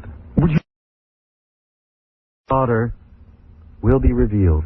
Would you take off the cheesecloth now so I can see her? I think I can tell she's wearing sunglasses. Yeah. Why is she wearing sunglasses? She didn't want to be recognized. Very bright. It's very bright. She's used to. You think you think you're still in contact with her though? You think that she's talking to you right now? I know I am. I would not be here. Why did you get her breast implants?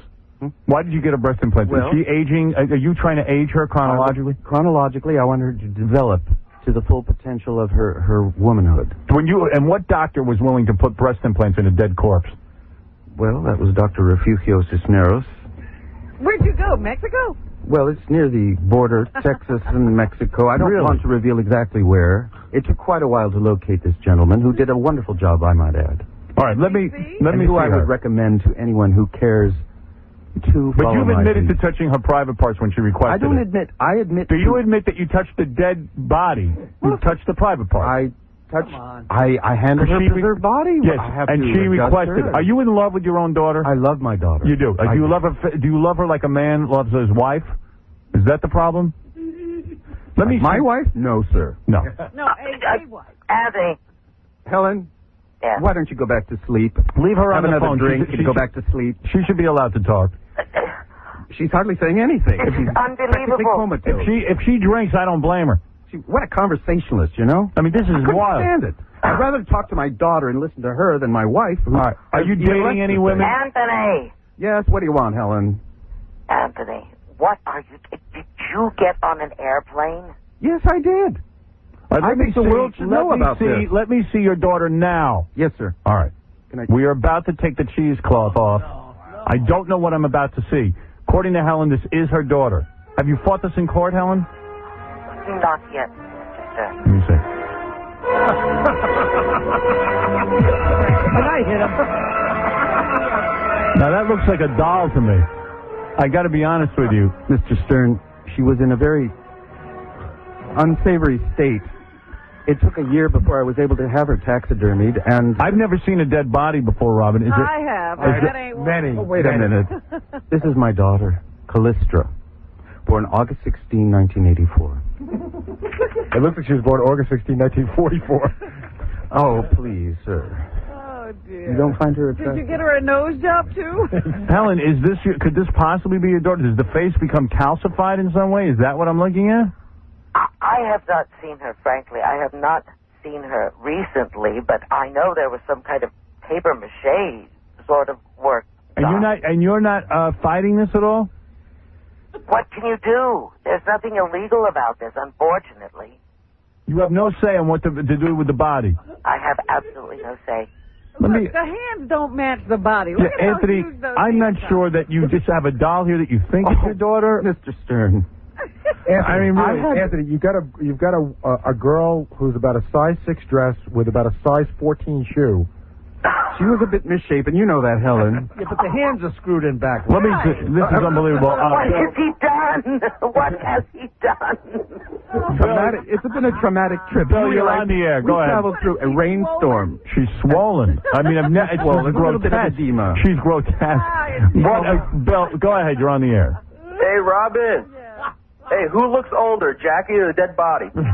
Jackie. All right. She's better preserved than Jackie. Now I'm really upset. I mean, it's unbelievable. Yes, Dave, He's go ahead. upset. Hey, good morning, Pinocchio. How's that big schnozola of yours this Oh, morning? come on. Keep on. Wait, Anthony. Yes, You need to be locked up in a mental institution with the key thrown away.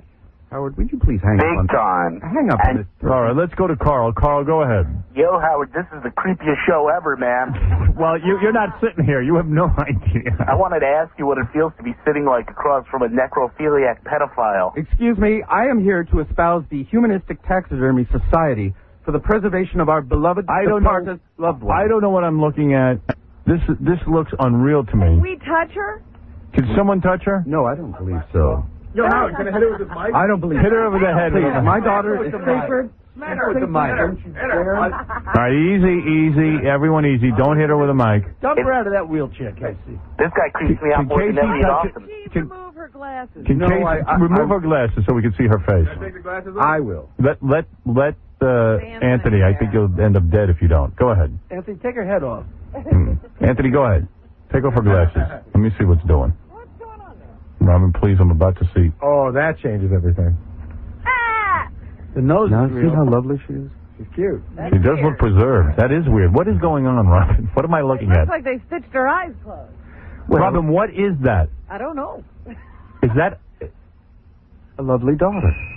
You know, I've never seen human skin taxidermied. Look at that. I'm telling you. What's going on the face? Touch her, Anthony. Listen, go touch her. No, please don't. She's mummified. She is mummified. I don't know that I'm... the mummification But and... wait a minute. That's not real hair. No. Any of let it. me touch that thing. It's not real hair. He says he put a wig on her. But I'm talking about eyebrows, eyelashes. No, none of that's real. None of that is real. None of that is real because when you die, that goes away. There preserved. are marks on the face that are not consistent. She had a complexion problem, Robin. And we did the best we could. Howard, how long has she been mummified? Blackheads, you know. Well, you know, when she passed away, I wasn't able to get her taxidermied immediately. You know what that is. I had to put What is that? Styrofoam. Oh, is it? Please. Hey, Howard. What? No. Look at Anthony's nose, and then look at her Where nose. did she get that? Yeah, where'd she get that nose? From Did her you give mother. her a nose job, too? From her mother. Helen, what am I looking at here? Her looks, okay? Helen, I have an Irish nose. There you go. Helen, what am I looking at here? You could be looking at Callistra. It is Callistra, dear. Can't you see? Oh, this is on the radio. Her gloves, Anthony. No. You put gloves on her? Yes. Her lovely, you know, the lace gloves she likes to wear. She's wearing oven mitts. Norman Bates, you're on the air. Hello, this is Norman Bates. I really resent being upstage like this. And tell Anthony to get home right now and not forget the bagels. Goodbye. All right. Didn't you die a few years ago? What is it, Ryan? Yo. I'm not sure what I'm looking at. Howard. Don't let us touch it. He won't let us touch it. Really? No. No, I'm accused of this and that. I don't think anyone else should touch Plus, it. the arms are stuffed. Come on. Can we see your legs? What do you expect? I am not a wealthy man. I had to do that. I had to take her down to the Texas border. Let me see her legs. We have to see some skin. And breast implants. I want to see the breast. Yeah, where are her No, breasts? I have not brought her on to display her in this All public right, listen, fashion like we're one not of your gonna other get the guests. All I know is we got nowhere with this. I want to thank. Humanistic tax. This is the notebooks that she left. And Madonna's images. I think that's a fake. I'm not sure what that is. I think you believe that's your daughter. Let me see that book. Right. At least. Right, and she's wearing a Madonna tag. Jackie, what do you make of this? I Be don't kind. know. I would like to see some of the skin. Well, perhaps on another occasion, when she's properly prepared, I'll have to have obviously an enhancement done. Right.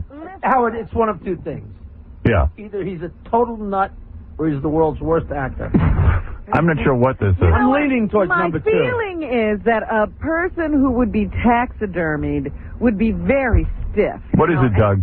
I believe this guy because, you know what, I never told you I taxidermied my grandfather. Yeah. Look. Oh, there he is. There he is. You're making a mockery of this entire situation.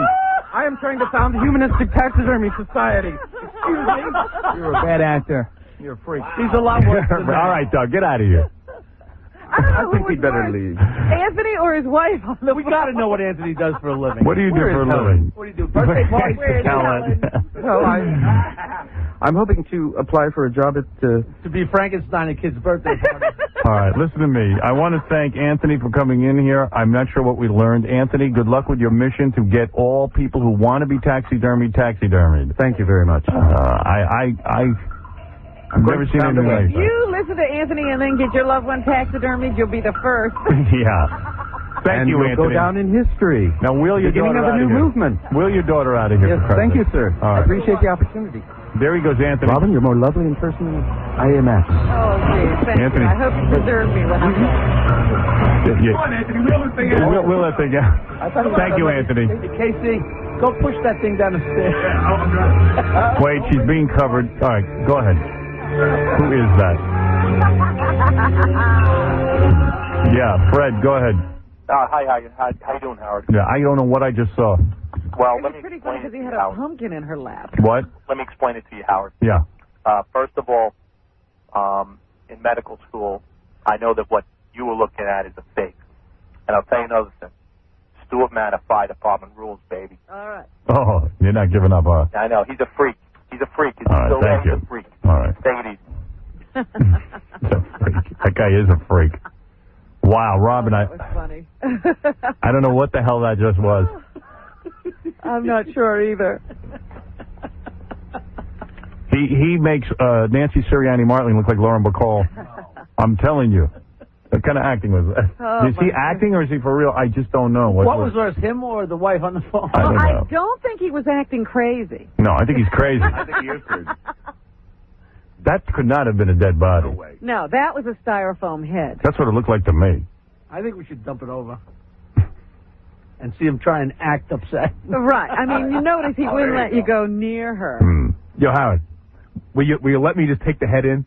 Will you let me just rip the head off and bring it in? Come on. Just let me do it. That guy will freak out on you, man. That's all right.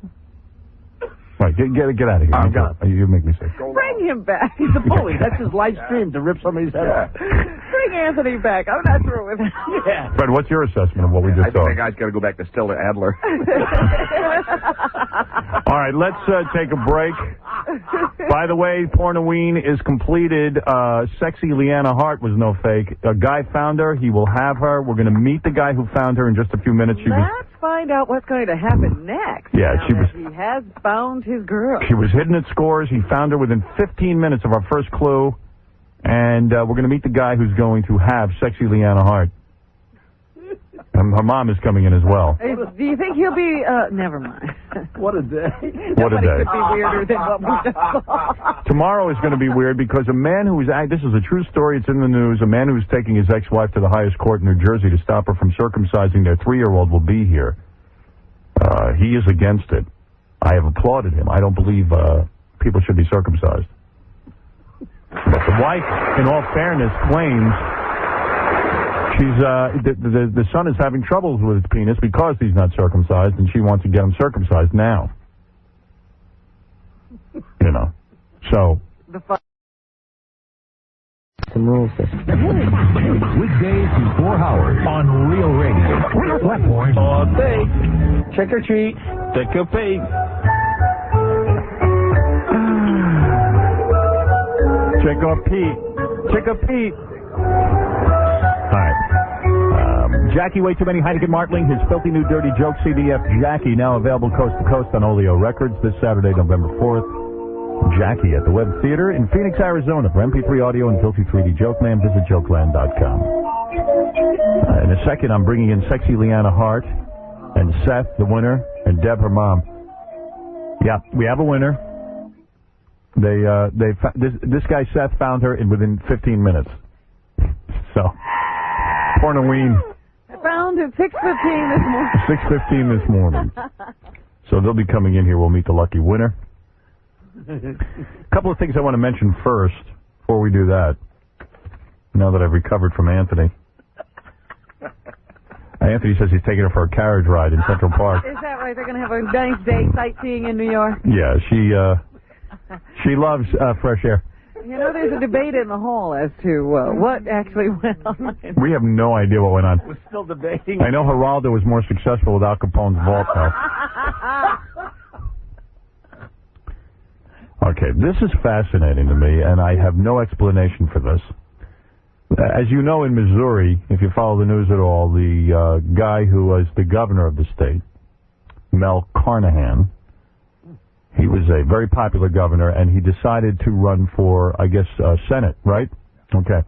He was a Democrat, and he was running, of course, against a Republican challenger. Now, after the guy died in a plane crash, after Mel Carnahan, the governor of Missouri, died in a plane crash, Along with his son. along with his son, it was such a tragedy that the guy running against him said, look, I am not going to campaign, obviously, anymore. It would be in poor taste. And he said, there's no point in that. Who am I going to campaign against? Right, he backed off. Right. So he stopped campaigning, and they left the governor, this popular governor's name, on the ballot. Yeah, well, it happened so recently, it was impossible to take it off. And now in polls, they found that the dead governor is surging. He literally... People would rather be represented by a dead guy? Yes, I mean, imagine this. Now, he was ahead last weekend, 47.2% to 45% for the Republican challenger. Now, and nobody's campaigning. No one's campaigning. With a 4-point margin of error, that was equivalent to a tie. Yeah. Okay? Now, this is a remarkable. The wife of the governor said, if my dead husband is elected, I'll be the senator. I'll take a seat, yes. She has now surged ahead since that announcement, and the margin has increased to 5 points, 49% to 44%. Now, the Republicans are freaking out. They don't understand this. In fact, the Republican, his aides have acknowledged that they find themselves in an awkward situation. So he's resumed campaigning because he's campaigning against the dead man. And you know how hard it is to do that. Oh. So he's out there telling the people of Missouri how he stands on the issues. Yeah, I mean, you call the dead guy names, people get upset with you. You can't attack him. They said to the wife, Jean Carnahan, are you going to campaign? She says, well, no, not in the traditional sense, whatever that means. That means I'm going to sit here and let you elect Right. me. Because if I say anything, I'll look stupid anyway. But she's in mourning. She can't campaign. Right. But she can serve. Now, what is wrong with the people of Missouri is what I'm saying. What is wrong? How could you, what is going on? This happens all the time. Explain to me why people are so whacked out of their skulls. I guess it's the same people who, like, after Lady Di dies, they stand outside the Buckingham Palace for days. The people who make a guy's album #1 again after he dies. Yeah, it's weird. Alex, go ahead. You're on the air. Howard, I was wondering if you're going to show that girl on E! or the syndicated Absolutely. We are still dumbfounded by what just happened to us. It's totally crazy. It was crazy. You don't know how many people were... some of the E! crew was unwilling to even work with this guy. It was such controversy. He came in here. I don't know. People are freaked out. I think what we saw was a styrofoam head on a fake body, but I don't know. You got to see this guy and his daughter. Thanks a lot. All right, thank you. Hey, thanks. A couple other things I want to comment on, and I love this guy, Vince McMahon from the WWF, the World Wrestling Federation, and I'll tell you why I love him. Vince McMahon is now going to sue the organization run by Steve Allen. Steve Allen? That's right. Good for him. World Wrestling honcho Vince McMahon says that a conservative TV watchdog group fronted by Steve Allen isn't fighting fair. Now, this is my problem with all these groups. McMahon says the group, Parents Television Council, has persuaded top executives from companies like MCI and Burger King to pull their ads from the WWF's SmackDown on UPN. And what they've done, this group, is to show them a list of other corporations that have allegedly also dropped out of advertising. McMahon is saying more than half of the companies on the list were never advertisers. Isn't that interesting? Right. So McMahon is threatening legal action. I have said to this company, because we are targeted by the same dumb group that uses my name to get money. Right, to fundraise. Yeah. I don't mind if you write letters about me and you want to get me off the air. When you lie, that's racketeering. And I have been victim of the same thing. There are lists of people who never advertise with us, or they sometimes list people who run regular flights, meaning not every advertiser has the money to advertise 365 days a year. So sometimes they do a week, sometimes they do a month, and then they go off for a while. They have their season. What this group would do is claim that they got these advertisers off my show and intimidate other advertisers. And I certainly wish Vince McMahon well in this lawsuit. I wish my company would join in the lawsuit and help Vince McMahon. I think it's terrific what he's doing. I think it's racketeering. It's an attempt to take away free speech, to take away this show from you. Steve Allen's an old coot who is irrelevant in show business. He doesn't watch SmackDown and he doesn't listen to this show. And screw Steve Allen. He's so out of it. The guy who evidently really runs this, what I think is a racket, because all it does is raise money. Supposedly they're going to help get bad television off the air. I think it's a joke. The guy who they say is really behind this is some guy named L. Brent Bozell III. Who's he? He's some guy that the WWF is going to sue. My point is, though, why should he be telling me what to watch? Yeah, I don't know him. Well, my point is, why are people giving money to this guy? Well, they aren't. They think they're giving the money to Steve Allen, obviously. They're not sure what they're doing. As said before, there were almost 2 deaths. There were stabbings at the Yankee parade, but no one died, so... Where's Dominic today? Haven't been able to find him now that he owes his money. Where's our money? We never get our money from this guy. You mentioned his name. He's on the phone at 2 seconds. We said no one would die at the parade, and we were right. No one died technically. Well, almost died. Nobody died. Almost don't count. That's right. Yeah.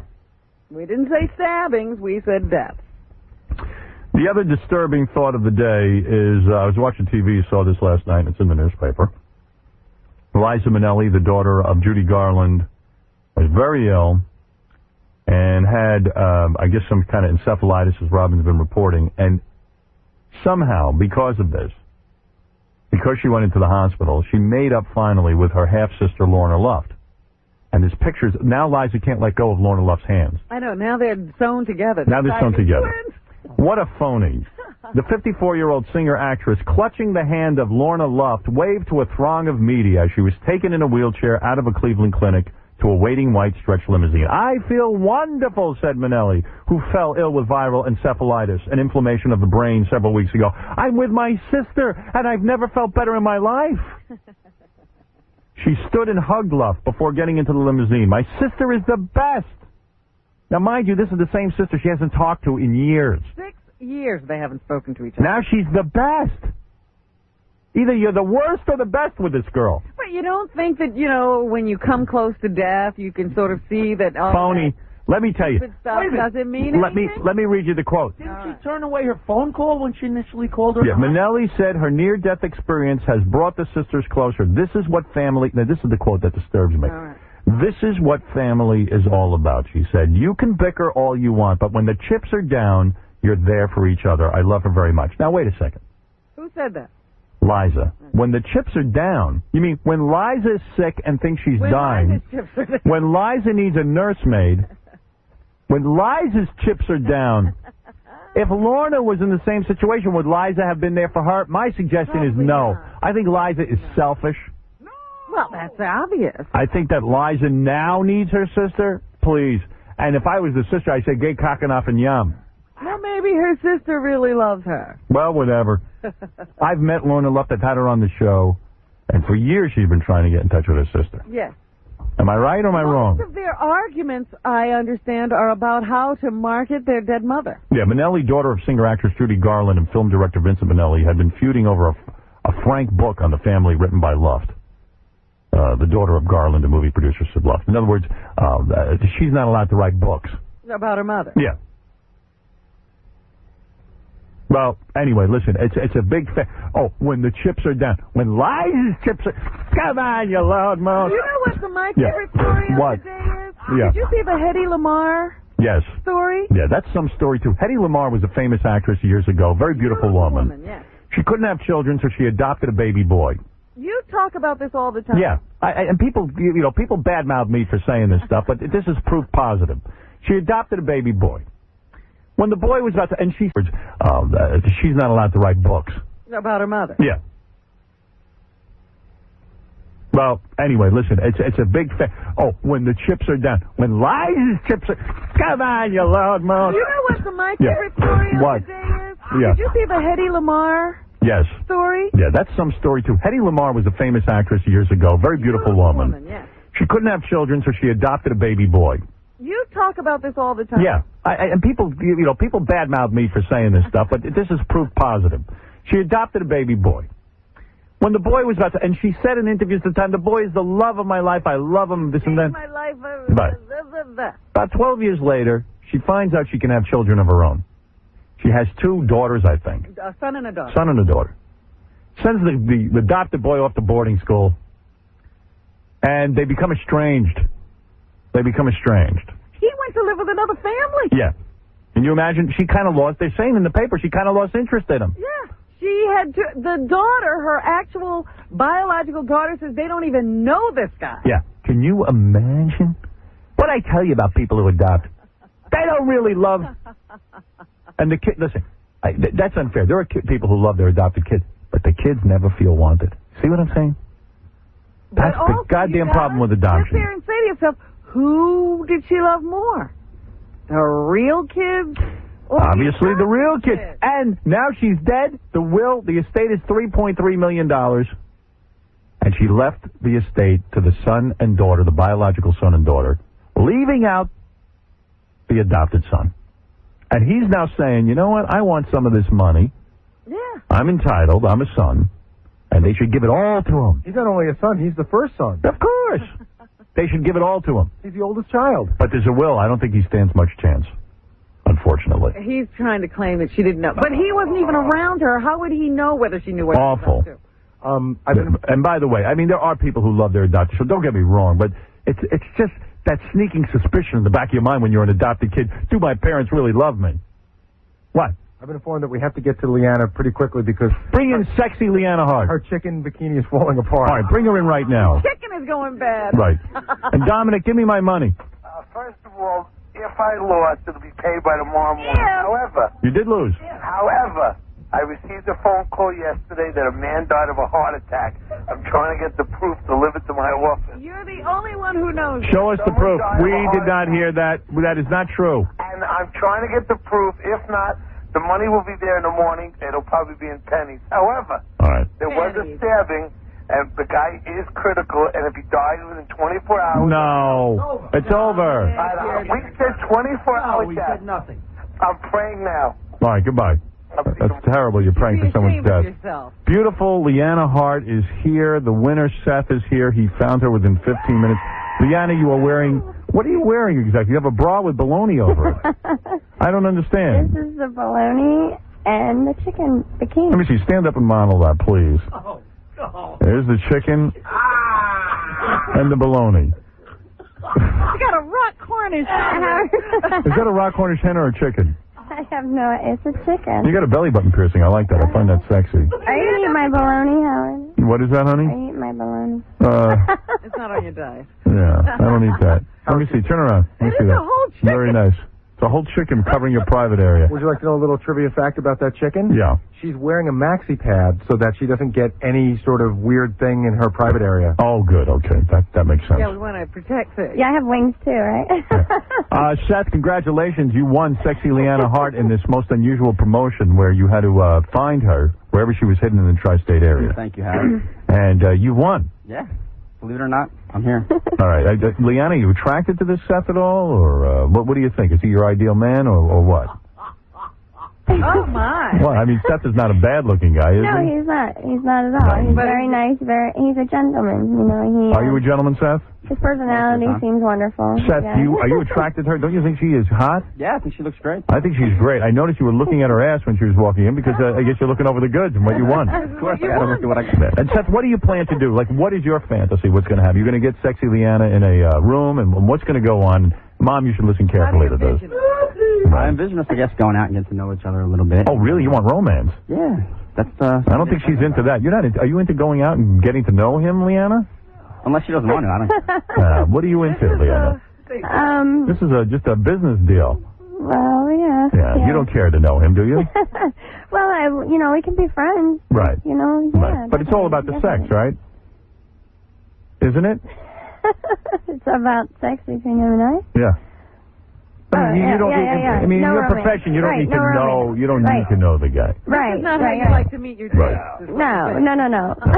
And Seth, what time? When did you realize you were going to go out and find Sexy Leanna? Was it a tough decision to make, or you knew you were in this thing right from the beginning? Yeah, I knew I was in it from the beginning. Right. And, had you seen her movies or anything? No, I didn't know anything about her. I only saw her on the internet from what you said. Right.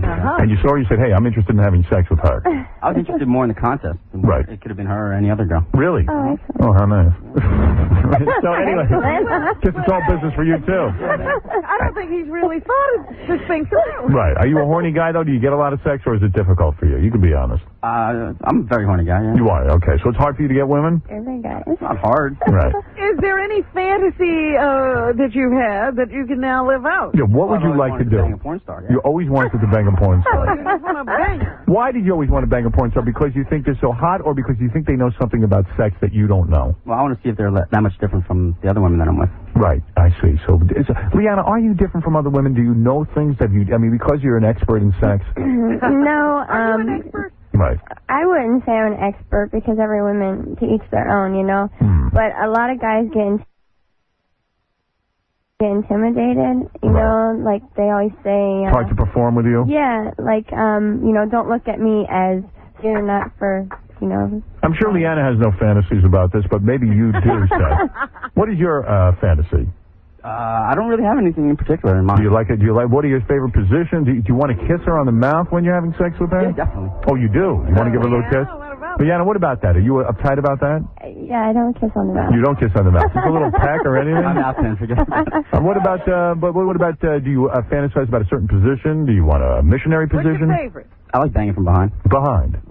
I see. Do you like that, Leanna? Oh, I love it. You love that. Mom, what are you thinking about all of this? Does it upset you at all? People ask me what you're like. I say the mom seems very normal, but you just sit there with a smile on your face and you're very happy about this. Yeah. You are happy. Yeah. What makes you so happy about this? It's your little baby. She's going to go into a room with Seth. And he wants to bang her. And he wants to bang her. What do you think of this? Everybody has sex. Everybody has sex. That's right. Wow. Well, you're certainly very liberal. Robert and I said, what would it be like to have a parent who, no matter what you do, accepts you for what you are? You know what, Howard? I'd rather my mom, excuse me, actually my mom as well as my father, know what I'm doing and agree with what I'm doing, rather than go behind their back and then find out something has happened to me, you know. Yes. Like there's a lot of girls out there that cannot tell their parents, and in the long run they end up not speaking to each other. Right, it or always gets ugly, and you lose It your does. best friend. Yes, yes. That's right. Mm-hmm. Well, there you go. That's a good point. Glenn, you're on the air. Hey, Hotshot. What's up? Go ahead, Glenn. Howard, I think that contest was a little bit rigged, don't you? How so, sir? Why would I rig it? What's in it for me? How come these cameras just happened to be with this fella, and that he found her in just 15 minutes? Now, in proximity, where does this guy live in proximity? I know that some in people proximity think, to Scores. I know some people think that Lee Harvey Oswald was in a conspiracy. I don't. Oh, no, wait a minute, Hotshot. I am not part of your Hotshot ways of I've had it with you. I have not fixed this. This has nothing to do with Where did you it. come from, my good friend? Yeah. Where were you when you started? Explain to this. I was 20 blocks away. 20 blocks away. Why 20 blocks away from there? What was your thought? Well, my friend lives there, so I stayed with How him. come it wasn't any contest? It was Scores. Well, listen, that's where we chose to hide her. What do you mean there's a contest? Not everybody knew she was in Scores. Oh, sure, you and all. There's a contest. Not everybody knew she was in Scores. Oh, sure, you and all your fancy ways, sure. Oh, get out of here. This is such a put-on. So silly. He's mad, Howard. He's upset. Shukri, go ahead. Hey, Howard, what's up? What's up? I want to give the audience an idea of what the Seth guy looks like. I want to ask Leanna, who would you rather bang, Jackie or Seth? Jackie or Seth? Take a look at Jackie over there. Jackie over there. Hi, honey. Be honest, Leanna. Who would you rather have? Both. Really? Well, I don't think Seth's a horrible-looking guy. No, No, I don't. I don't think you're that bad looking. And Jackie's not that bad either. Not that bad. Oh, Jackie's pretty bad. Mike, go ahead. You're on the air. Hello? Yeah. Hey, is this Howard? Yeah. How you doing, Howard? Just wanted to talk to Leanna and that. I had a great idea for Porno Week. All right, thank you. This is taking too long. Get to the idea. Oh, my God. Joe, you're on the air. Go ahead, Joe. Hey, Howard. Hey. Hey, Sleezana. Sleezana. Hey. And not to bring up a bad thing, but, I mean, sadly enough, I watch a lot of porno, right? Hey, join the club. She was she was in 2 movies, one called Campus Dolls. I don't She even was know. with a porno. Listen to me. Were you in Campus Dolls? I don't know. Possibly. Possibly, all right. Seth, she was with a guy named Kurt Mills. He's a porno star. He died of AIDS in 1998. Wrong okay? girl. He was... Wrong girl. Wrong. I have proof. I have 2 movies with you in it. Okay, you bring him to me. I got a minute. I'll even send them to I don't know Howard. who Kurt Mills is. Don't- Sorry, I've don't only worked do with it. the same guys over and over. You were again. in Campus Dolls with them. You were in King Kurt Mills Creamery. I have them both right in front of me. Mom is even saying no. Dude, they had a memorial. They had. I don't know who Kurt Mills is. I'm sorry. They had a memorial at the porno convention in Atlantic City last year. A whole She's saying that she doesn't But you know what? I didn't even get in the business till '97, so I have no idea who Kurt Mills is. Sorry. But hey, he's the one. He's a big porno star. Everybody knows him. I don't. They had a memorial Do you guys for him. know him? They had a memorial Do you know for him. No, I don't know him. Robbie? I don't know him. I don't either. Steph, watch it. That's okay, because I have my test, so that's quite all right. All right, so you've been tested, and Seth, Oh, you're yeah, going to get every tested 30 as well, days. right? Yeah, that's great. Okay, good. All right. So anyway, there's always controversy, isn't there? Oh, yeah. I have no idea who Some he is. people will. There was another person who's done movies that was named Leanna, so... Yeah, there's like, You know why? There is other Leannas. Yeah, you know why I yeah. hate doing contests and stuff for the audience? We had a song parody contest. As soon as it was over, everyone accused us You're of always second. fixing it. Right. Yeah. Here I took a beautiful girl, and you are beautiful. Thank you, Don't Howard. you You're a think so? beautiful man. Oh, you are a really? beautiful man. Maybe we Yes, should you are. hide you, Howard. Yeah. I was waiting for him to find me, but he never showed up. I'm thinking of hiding somewhere. I thought they would hide me under his desk, or something. That would be the place. But let me tell you something, Leanna. You're a beautiful woman. Thank you. And the fact of the matter is, I took you, I hid you somewhere, and right away then people accuse me, oh, you fixed this. Now, why would I fix had it? no idea. Yeah, why would I? If I'm going to fix it, I ain't going to give it to this guy. I don't even know this guy.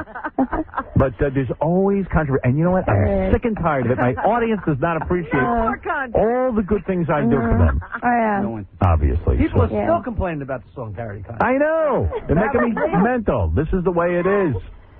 Well, Leanna, you look beautiful. Mom, Thank you, you look beautiful. Everyone is beautiful. So now, Mom, will you be around at the time this is consummated, shall we say? Oh, you never know. Mom, will you be in the room while this is going on? No. You will You'll not. never go into the room? Will you be there to clean up your daughter afterwards? Oh, my God. How are you going to save my chicken? It's like That melting chicken, on me. you should sell that on eBay. The chicken is being cooked. It is. Mom, will you be around to help sexy Leanna Hart after her sex with Seth? Oh, I'm sure I will. Right. And you're going to give him a good time? You're going to do your best in there, Leanna? I'll do my best. Will you make your trademark noises? See, if I won You you... think that you could make a woman sound like that? I hope so. After what I heard. Let me tell you, Seth, I don't know how good you are in bed, but here is Leanna Hart. Go in action. If you can get... You got to get... Listen to her. If you're not doing this... Mom, you look so proud when I play this tape. You are proud of your daughter. It's amazing to me. You really are something else. Is there anything Leanna could do to embarrass you, Mom? No. Man, you won some prize. Madeline looks good, but she knows how to play the part.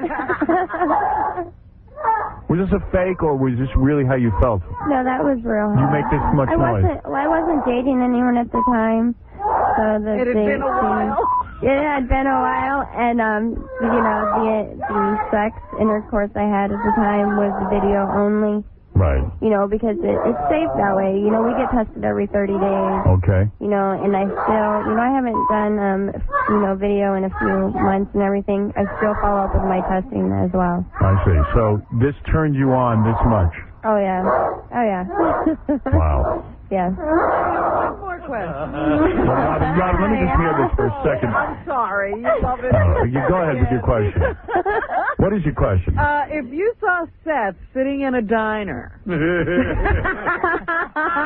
No, is he the kind of guy you would walk over to and say, Give it hey, to big me. boy.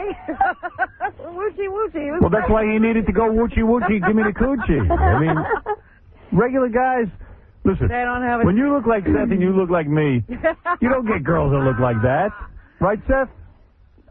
I've had some pretty good looking girls. Really, have you? There's nothing wrong with either of you. Really? Well, No, believe you're both beautiful, beautiful outside as well as inside. Really? Maybe you're more Yes. beautiful inside. I think I'm more beautiful It's all in the inside. personality. I'm pretty ugly on the outside, and I'll tell you the truth, I'm not that beautiful on the inside. Oh, yes, you I've got some pretty evil thoughts. I now, bet you do. see, if I won so do I. you, if I won you in a prize like What this, would you be thinking? I would say to sexually, I'd say, first of all, honey, one of the things I'd like is I would like to dress you for our little session. I would instruct you what to wear. All right. I'd be very, very specific. See, Seth, that's how I'd handle it. And then what? Then I'd say when you come in, the first thing I need to do is undress you slowly. All right? Oh, yeah. After I undress you, I want you to stand against the wall for 10 minutes while I lay in bed and look at your naked body. I don't want you to say anything. I just want to stare at your beauty. And then I want to turn you around. Whatever I tell you to do, you do. Oh, yeah. I want you to squat. I want you to stand. I want you to put your arms against the wall. Spread eagle. I'd run out of the room. I'd be very Then what I I'm want, very submissive, though. I would command you. And then I would request specific sexual acts. Are you taking notes, Seth? Seth, this is the way I'd handle it. I don't get you, man. I would be right down with You it. don't even have a game plan. You don't even, dude, you just want to bang her. I mean, I got a game plan just like I did for the contest. let's hear the game plan. Well, I got to go through it after the interview now. What do you mean the game plan? We want to know. What do you want her to wear? She could wear the chicken outfit. I definitely want her to dance for me in that room. Yeah, dance. You see, that's it. Bring a little music. Come on, honey. Give me a little dance. You know what I mean? Anything else? Number one on a sponge. A whole kind of thing. I got a whole bunch of things. Baby, that's my thing. You know that. What city is that from? Yeah. Then I'd have you lay on the bed, wait for me while I read a comic book, just to torture you, waiting for my love. Howard, what if I just would took you over? have her beg? Oh, I'd make her beg me, yes. First of all, it'll be over in 3 seconds. Yeah. Jay, what is it? Jay, go ahead. You're on with Sexy Leanna Hart and Seth, the winner of the contest. You can see Sexy Leanna Hart at sexyleanna.com. Well, he's not there. Well, that's too bad. Maybe you're a little, Here's Joey. talking I'm all Yeah. excited. Hey, I'm one of the losers. I was the guy that was 2 blocks away. Yeah. Joey, enough with the sour grape. Howard, I got a legitimate gripe, though, man. Go ahead. What is your gripe? Listen, this guy was supposed to tap her on the shoulder and That's say, right. hoochie, woochie, give me the coochie, right? Yes. He said it wrong. What'd I say? You said hoochie, hoochie. Robin had to tell you what to say. He should be null and void. No, it's all right. We are allowed to give it out. Oh, come on now. That's terrible, man. Ah, come on. You're sour grapes. The guy found her. Dude, how about a laptop or something then as a conversation? No laptop. Come on, man. There's a lot of losers. I just met this guy. He looks like... Oh, that's... You know, they're angry. They're angry at the way you look. I don't be that guy, let me tell you. Yeah, well, I don't know what your game plan is. You want her to dance a little bit. Do you like anything kinky? Want to spank her a little? Maybe have her spank me a little. Oh. You a bad boy? Are you a baby? Are you a baby? Yeah, you're a bad baby. I'd like to, hey, she's the one with all the experience. I'd like to learn a little. So you're not too imaginative. See, we don't have all the experience. You know, there's some... See, they're afraid to suggest things, afraid they'll look stupid. Mom's going to spank you with an axe. Yeah, that's right. They'll cut off your head. Oh, man, I do. I'd have Brillo pads in there. I'd rub your chest in them. Actually, I brought a bikini that I look real nice in case you wanted to see something out of the chicken bikini. What do you have over there? I brought an orange bikini for Halloween. You did? Yeah. Honey, I've seen it all. Believe me, they're fine. Paul, go ahead. What's up? Yeah, hi, Howard. How are you? We're good. Considering the mom says everybody likes to have sex, I'd like to, maybe do the mom, macho with them. Yeah, Mom, what about doing Paul here on the phone? Make it a family thing. What do you think of that? Would that be possible? Oh, I doubt it. You doubt it. All right, thank you, Howard. All right. Go ahead, Rob. Go ahead. Yeah, that was the same question. I was wondering if the mother and the daughter ever had anything going on. Yeah, I don't know. The essay was pretty sexy because I covered Leanna with mayonnaise and bologna, and then the mom stood there with a towel and wiped her off afterwards. See, that's fantastic, but I can't understand how it hasn't gone. I know. Mom, when's the last time you got laid? When'd you get it last? Oh, gosh, I can't even remember. Really? Months? We've been away. Well, you have. So for months you haven't got it. So what are you doing? Well, when you haven't had it in a long time, do you sound like that? No. I'll tell you, they made a video. Did she learn that from you, Mom? No. My own hidden talent. So, Mom, what have you been doing? You just doing yourself? Is that the thing? I just haven't been home long enough. You been taking care of business yourself or what? No, not yet. Really? Oh, I think she is. I don't know. I think she does it when I'm in the shower or something. Really? You guys share a room when you're on the road? Oh, yeah. Yeah. Mom, let me smell your hand. I'll know what to do. Well, anyway, Sexy Leanna Hart, you have been a great sport, and we can see you I've at had so much fun. sexyleanna.com. This story is not over. Seth, I want to speak to you after you get your prize. Both of them, yeah. If you want me to coach you, I can think of some dirty stuff for you to do. I want to talk to him just before. Seth, you want to wake up or what? I don't know, but it should be fun. I tell you, she's a beautiful woman. I'm going to make her sound like that, dude. No problem. Really? You that good? I've been told I'm all right. Really? My word. You can hold out for a long time? Yeah. Good for you. Usually. All right. And once I held out for like 2 minutes. So I can handle myself. My money's worth it. Yeah, you will. Well, congratulations to you. Thanks a lot. Thanks, Howard. All right, I can't wait to thank you, Leanna, Thanks, please. Howard. And Deb, thank you. Yes. I've had so much fun. This whole thing has been so exciting. And, Well, the real fun's about to begin, honey. Spread those legs. Now the yeah, my chicken. Yeah, that's right. Let me tell you. And Seth, good luck getting her to make those noises. My guess is a guy like you, the only way you're going to get her to make those noises is pull her fingernails out with pliers. But I'm telling you, it's tough. I couldn't deliver those kinds of sounds. Well, listen, you two are great. You made a great couple. Mom, you're great. And we're going to take a break now. When I come back, Elliot Offen's going to be here. Boy. Brace yourself. It's been a very emotional morning. Tomorrow, What a morning. a man who's taking his ex-wife to the highest court in New Jersey to stop her from circumcising their 3-year-old son. I believe he's right. We shall examine the facts tomorrow. Insane Clown Posse stopping by later this week. Where do you stand on circumcision, Leanna? I like it to be circumcised. You like your man circumcised? Yeah. Yeah. It's a lot cleaner and neater. You circumcised there, Steph? All right, buddy. You are. All right. All right, we're going to take a break, and we'll be back right after these words. Howard Stern. Hey, listen, Bigfoot. I'm over 7 feet tall. Back in the East, people thought I was pretty scary. In Hollywood, I'm still pretty scary, but so is everyone else. So fit right in. Happy Halloween, Stern fans. K-Rock. Next Hollywood Squares, tensions mount. Real Radio 104.1. Fast traffic.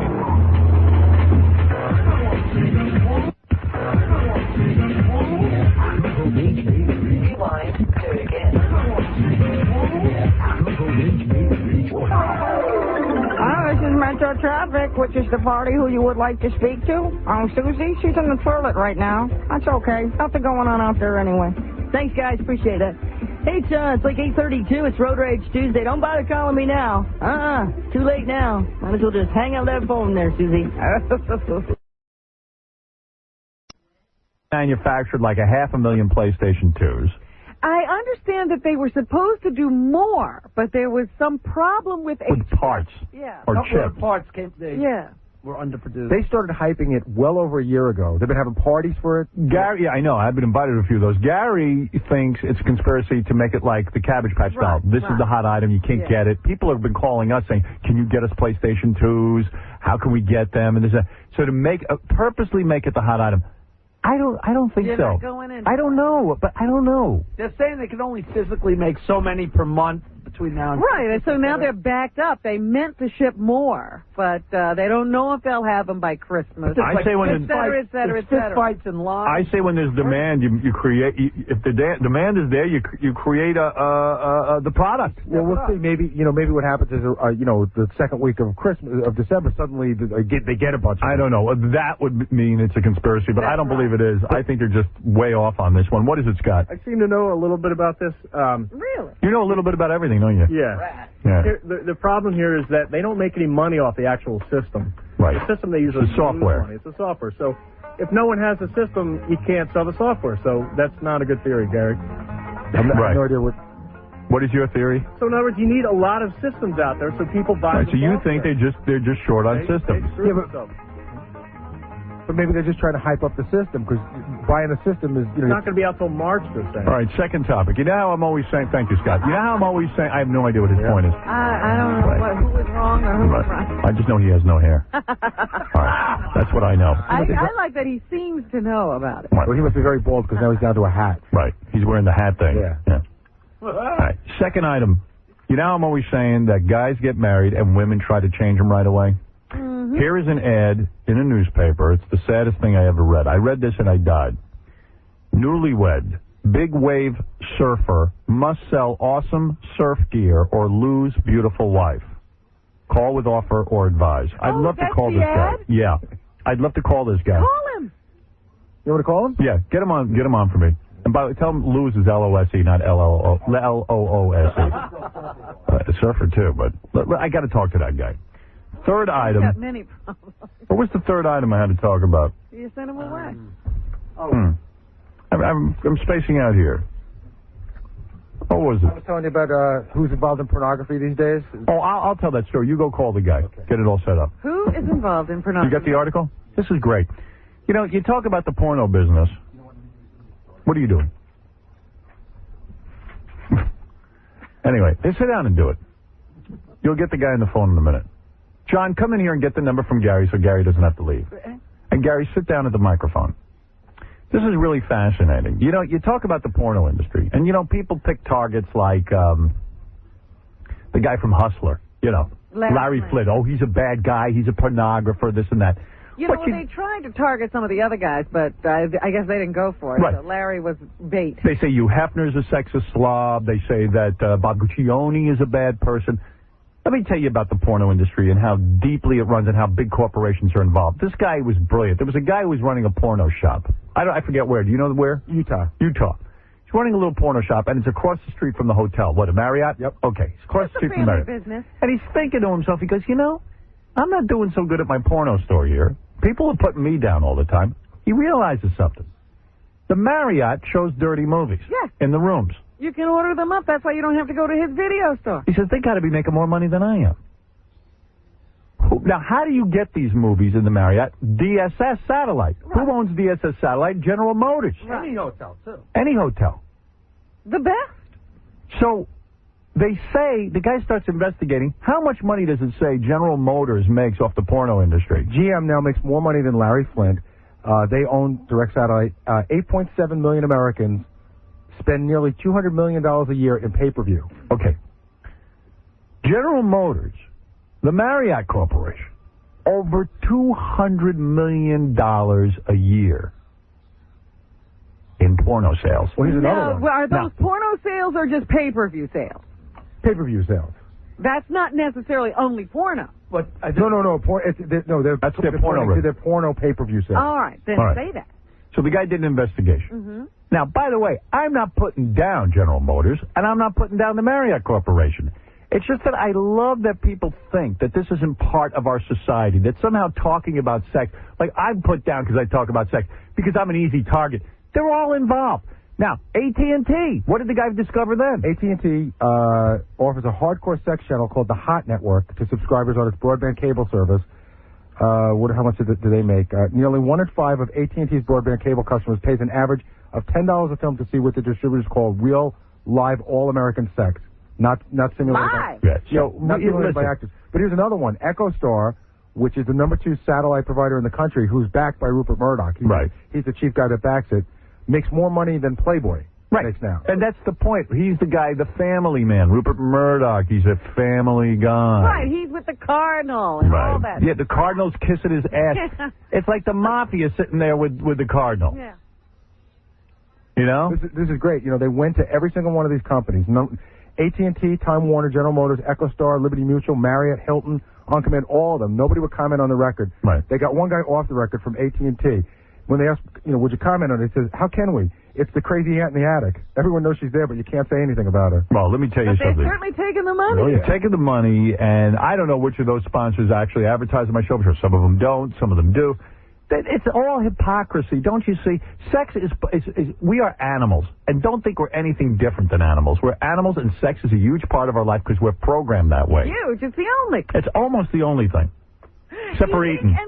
Yeah, and looking at Gary's teeth. Oh, no. Those are the 3 things, right, Gary? That's what you do for comic relief.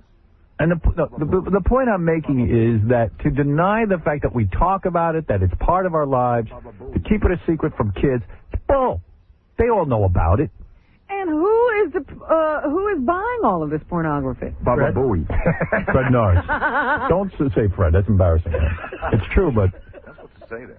Howard, every single technology that's ever come out, whether it was VCRs, VHS tape, or computers or everything, it's the first thing that always makes money is porn. That's right. Porn led the way for DVD. Porn led the way for the internet. Bernie claims to have the answer why PlayStations are unavailable. Okay. Let's hope he sheds some intelligent light on this. Go ahead, Bernie. Hello, Howard. Go I'm ahead. in the musical products industry, and we have the same issue. Cell phones and pagers have created such a demand for parts, such as readouts and the electronic parts that support the readouts, that they're having problems making synthesizers, and same story with the PlayStation. Why wouldn't PlayStation then wait a year? Why would they wait a year? Why not wait a year when the product can be manufactured and then release it to the public? Well, I guess they don't have mental giants running the company. Okay, thank you. Elliot Offin. Answer me another question. Why is Sega in trouble? Because the PlayStation platform is supposed to be so superior to what they have, but in the meantime, they at least have the product. Yeah. I thought Sega was PlayStation. No, Sony PlayStation. Sony PlayStation, Sega. Dream. I'm not sure what it is. But I understand that company is in trouble. Really? Yeah. Hey, you got to ask yourself, what happened to the original guys? The guys who had, what was the first one? Atari? Atari. What happened to that company? That company completely tanked. Their stock went way up. They could never come out with another product. For a while, they tried to get into computers. They were making PCs. Yeah. Phone number, about 300 chicks have been calling me, and that's why I'm in the newspaper. Sarah Jessica Parker is trying to create an acting role when their show comes out of hiatus for me this fall. Well, they're going to make an acting role for me. Her sister? I don't know, but they're going to try to create an acting role because of Howard Stern. All right, let me ask you a couple of things. You went on an airplane recently. No, and I instead attempted to go on an airplane. Okay, you attempted to go on an airplane. What airport were you at? What airport were you at? That's not funny. What did you say, Robin? I said they wouldn't even let him on a plane. I know. She wasn't trying to be funny. Oh, okay. Okay.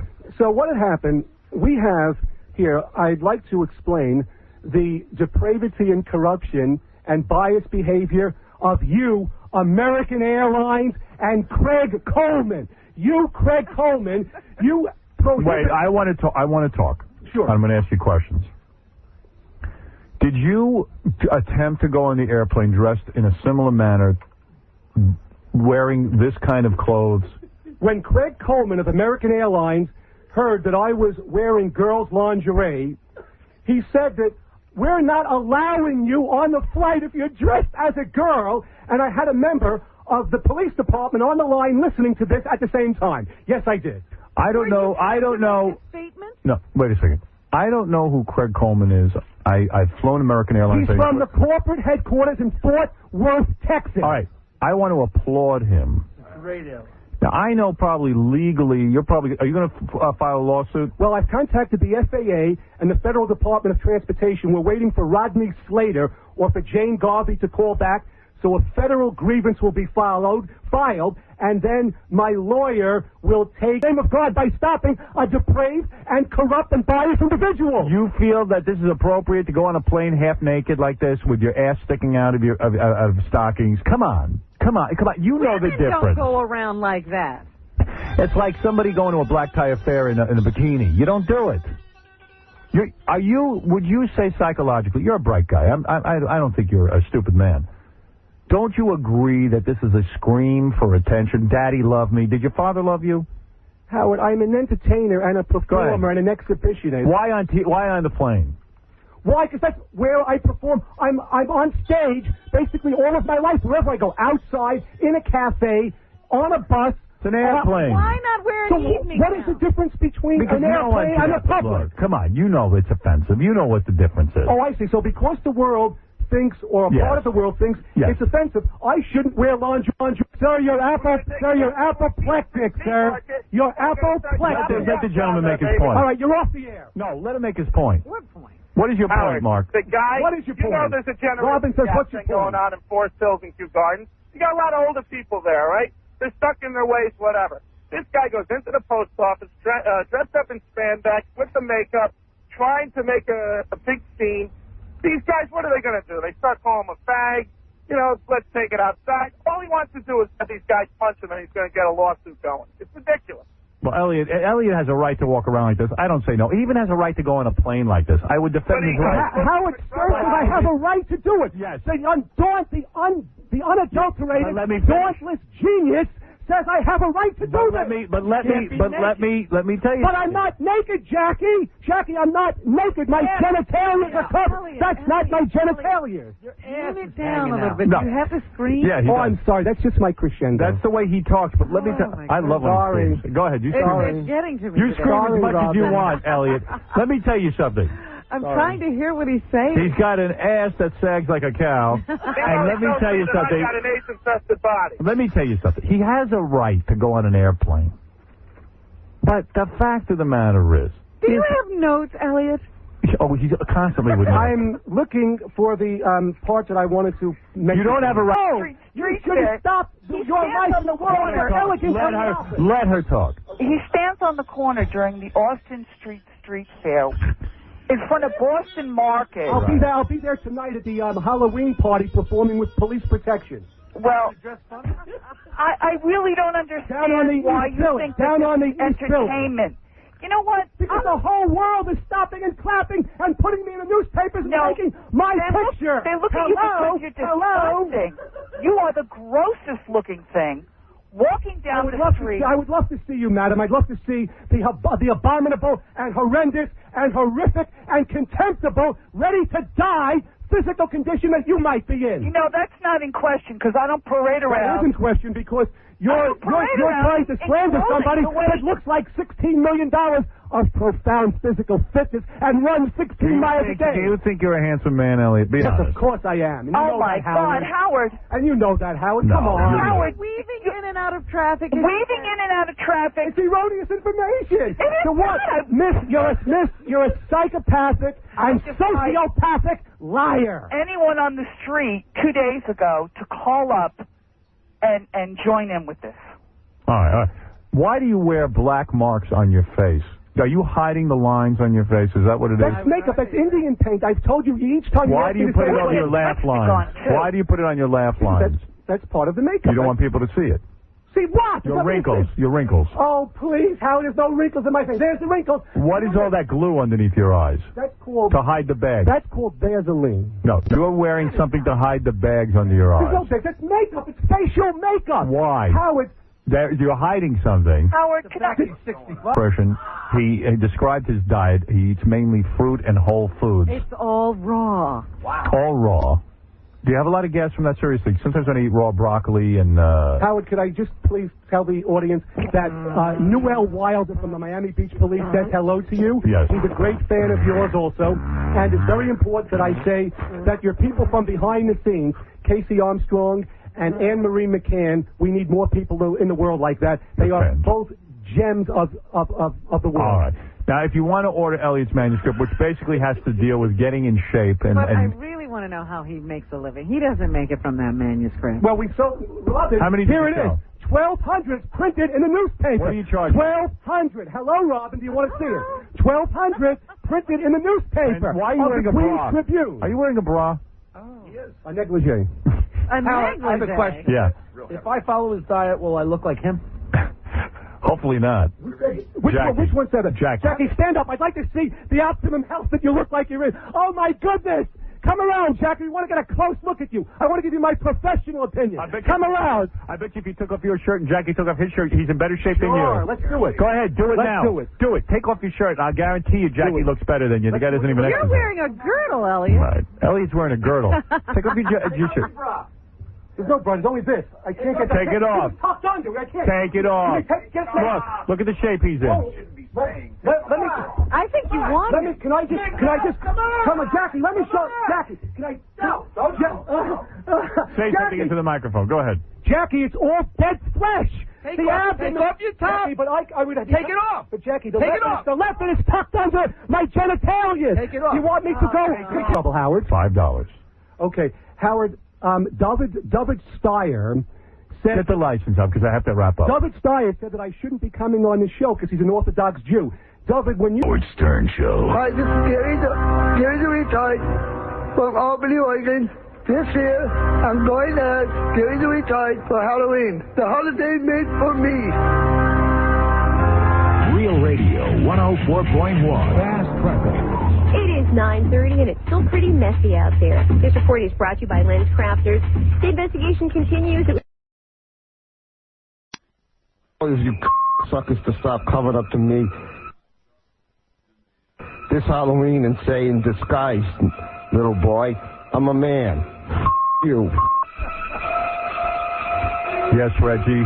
Go ahead. You have the last word, and then we're going to go to news. Go ahead, Reggie. Okay. Hey, what's up, Howard? Yeah. Listen, I used my mouth to go out to see Jackie on the Hollywood Squares because I think he is so funny. And listen, they treated him so poorly, man. You know, Jackie is so funny. But the bottom line is, they have like a little clique going on at the... Okay. What's in the news, Robin? A Jackie fan. He's as muddled as Jackie. I couldn't tell whose side he was on. He tells a story better than Jackie. From around the world, strange stories. Pakistani police still haven't charged anyone with the so-called honor killing in rural Punjab, but they do have two people in custody who admit to it. A 15-year-old says he and his older cousin took an axe and cut the throats of his 20 and 21-year-old sisters while they slept because they dishonored the family. The young women had been seen talking to men other than their relatives, which is against the law in this Muslim country. And the sons killed them for it. Meanwhile, their father is appealing for his sons to be released. He says the boy was helpless and he could not control himself after confirming that his sister was openly meeting with boys in the field. In the world, there are places it's really still very dangerous to be a woman. So they were killed for talking to boys in the field. And the father says, yes, let my sons come home because they were good boys. They couldn't control themselves. Who won Monday Night Football? I don't know. I think the Redskins lost. Yes, they did. I think they were playing. Were they playing Tampa Bay? No. Somebody else. The Titans. That's who. But you don't care about women, I understand. No, I do. I do care about women. Believe me, you don't know how much I care about women. A clown. You know, you were talking the other day about how it's very important to get somebody at these kids' birthday shows to entertain.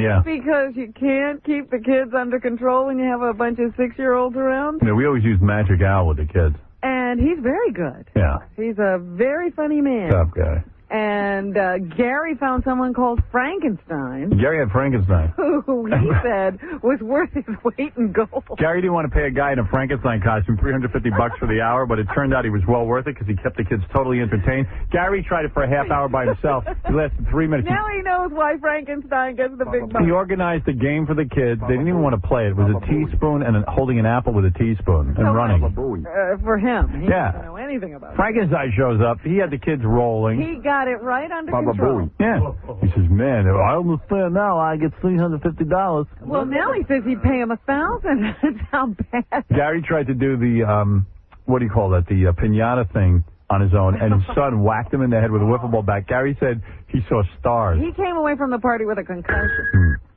A clown who entertained thousands of kids in upstate New York is now behind bars. Oh, yeah. State police have charged Melinda Shipman with grand larceny. Investigators say the 35-year-old Shipman who performed as Minnow the Clown is behind a scam. She allegedly bilked people out of more than $2,000, telling them $2,000? Helping the family of a Pennsylvania youngster who died of cancer. According to investigators, instead of helping to defray the family's funeral expenses and buy a headstone, Shipman kept the money. Oh. It's only $2,000. It wasn't Winnow the Clown. It was her alter ego. Yeah. So don't blame the clown. Wonder what she did with the $2,000. I don't know. See, she reinvested it in the business. New red nose. That's right. She had to update the nose and the shoes, the big floppy shoes. Get one of those new wands that turn into handkerchiefs. You wigs. They're wigs. Yeah, you know, or the confetti. She probably had to invest in some confetti. You got to reinvest it. And Ohio teenagers, there are a lot of people who go out of their way to make Halloween special for kids. I do. They decorate the houses. I have 6 houses I decorate. Yeah, You decorate all set. What do you do, seriously, when the kids knock on your... You do have 6 houses. I hide in the city. Oh, do you? You're going to be in the city. All right. But there are a lot of I dark see- houses. Yeah, and even Gary said his wife built a little haunted house. In the garage, yeah. Yeah, they do a whole bunch of things to entertain the kids. Well, they decorate the houses. I have 6 houses I decorate. Yeah, You decorate all set. What do you do, seriously, when the kids knock on your... You do have 6 houses. I hide in the city. Oh, do you? You're going to be in the city. All right. But there are a lot of I dark see- houses. Yeah, and even Gary said his wife built a little haunted house. In the garage, yeah. Yeah, they do a whole bunch of things to entertain the kids. Well, one Ohio teenager went a little too far. He's in critical condition after a Halloween prank that went tragically wrong. Police say this 14-year-old boy named Michael Markley and some friends wanted to scare trick-or-treaters, so they put a noose around Markley's neck. Oh, my. He was supposed to stand on a plastic laundry basket covered with leaves and pretend he was hanging from the tree. Well, there's an idea. That spells disaster. What happened? Soon after they got things in place, Markley either slipped off the basket or it collapsed under his weight, And he hung himself? and he was left hanging by his neck for several minutes before friends realized he was in trouble. He's now in critical condition. Oh, my He God. has survived, but Probably got brain damage. we don't know that yet. We'll have to wait and see. Welcome for the show. Well, I hope how old the kid? 14. Yeah, you got to be careful with that. Don't do any of that stuff. In fact, Jackie did something horrible for Halloween. What did he do? Last year he gave out one of his CDs. Oh, come on. And Very scary. very scary. A lot of the kids ran away. That's not funny. Not funny. I don't know about you, This is a but good idea. I am fascinated by the divorces of rich people. Me too. Fascinated. And I wonder why these rich guys keep getting married and divorced and married and divorced. Well, yeah, why do they do that? I understand, one time. Run into a tree once. Maybe twice. But 3, 4. This guy Perlman, I'll never understand. Yeah, he's up to 6 or 7, isn't he? Now he's on Ellen Barkin, and I got a feeling that, look. He's not done. It's over. He ain't done He's yet. not the, she's not the last one. No. There's a guy named Bill Koch who's one of these rich guys, and he's been married to this woman for 4 years. Go ahead. And they're saying the marriage might cost him $25 million. Hey. How come he's getting off so easy? They broke open his prenuptial agreement. Oh, you mean he had a prenup? Now that they're in divorce court. Yeah. And it stipulates that his wife of 4 years will get 1% of his assets multiplied by the number of years they were married. Interesting. And they estimate his worth at $650 million. Yeah. So that would make her a $25 million woman. All right, well, that's it. Listen, that's the prenup. Why would he sign away for so much money, though? I guess they always go into it thinking it's going to work, even though they failed a number of times. And these guys are such bright businessmen, but in their personal lives, they're just not bright. Oh. So anyway, right now she's only getting $40,000 a month. I don't know how she's going to make ends meet on The high price of poontang, man. Boy, it drives the world. and $10,000 It a is. month in child support for their 2 children. A hot piece of head. Yeah. He's also promised to pick up the cost for any medical expenses. And if either party marries again, the prenuptial agreement says neither of the step-parents can be referred to as mom or dad. Right. So they're making sure that they remain the parents. The prenup was unsealed as the couple was divorcing. It was filed last month. Who do you sue in that case? If the kids start calling the other parent mom or dad, you sue the kids? I don't know. I like that. You can't call them mom or dad. Don't make a slip. So Boy. anyway, they had so many problems that the wife finally took out a restraining order against this guy, and they say the house she's living in Florida is so big that he can stay in the guest house and not violate the restraining order. I wish I had a vagina. I would be so busy with guys, ripping them off. Oh, I don't Manhattan. I'll take 2%. Oh, God. I'd be Leona Helmsley. I don't know. I think this is wife number 4 for him. As I recall. Wife number 4. Yeah. And there's a guy who probably makes great business deals all day, but then look at the deal he negotiated He for. can't work it out. Yeah. And they did the whole, marriage counseling thing over the summer. Oh, that always helps. Let me tell you, I'm a real fan of marriage counseling. Because they had a little problem. They said, all right, we hope to be able to work this out. So they went to the marriage counseling, and now they're getting a divorce. So worked out the same way for him as it did for you. Yeah. They say 90% of the people who go to marriage counseling end up in divorce. Because, by the time you go to marriage counseling, you know it's over anyway. I don't know. I don't know. Marriage counseling is foreplay for divorce.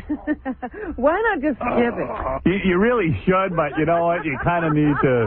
It works you into it.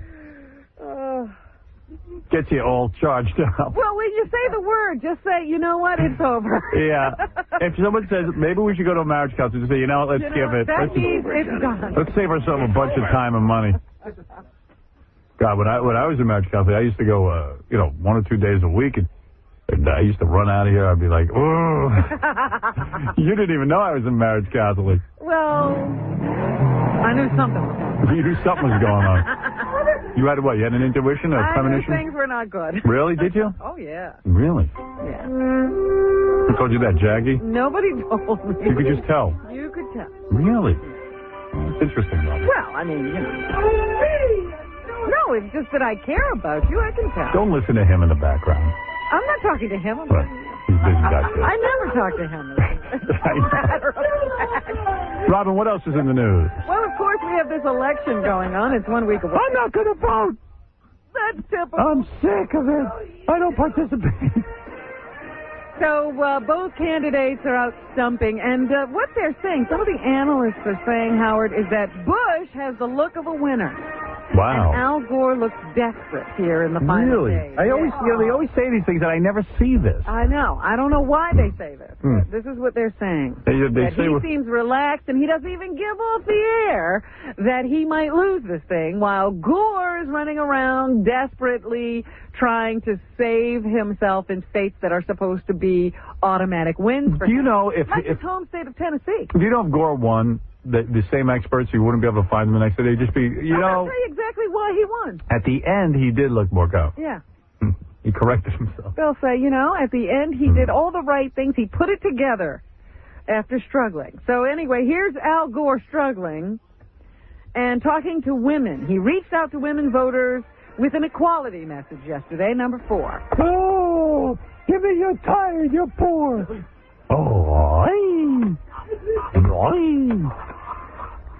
I think it's time we acknowledge the unfairness faced by working women. Yeah. Who work just as hard and who often come home to a second shift and who are still earning 76 cents on average to every dollar that a man earns. It's time that for sounds an equal right. day's pay for an equal day's work. Right to you.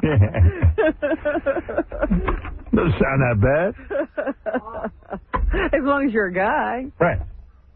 And here he is talking about what you say is one of the most important issues of the campaign, the environment.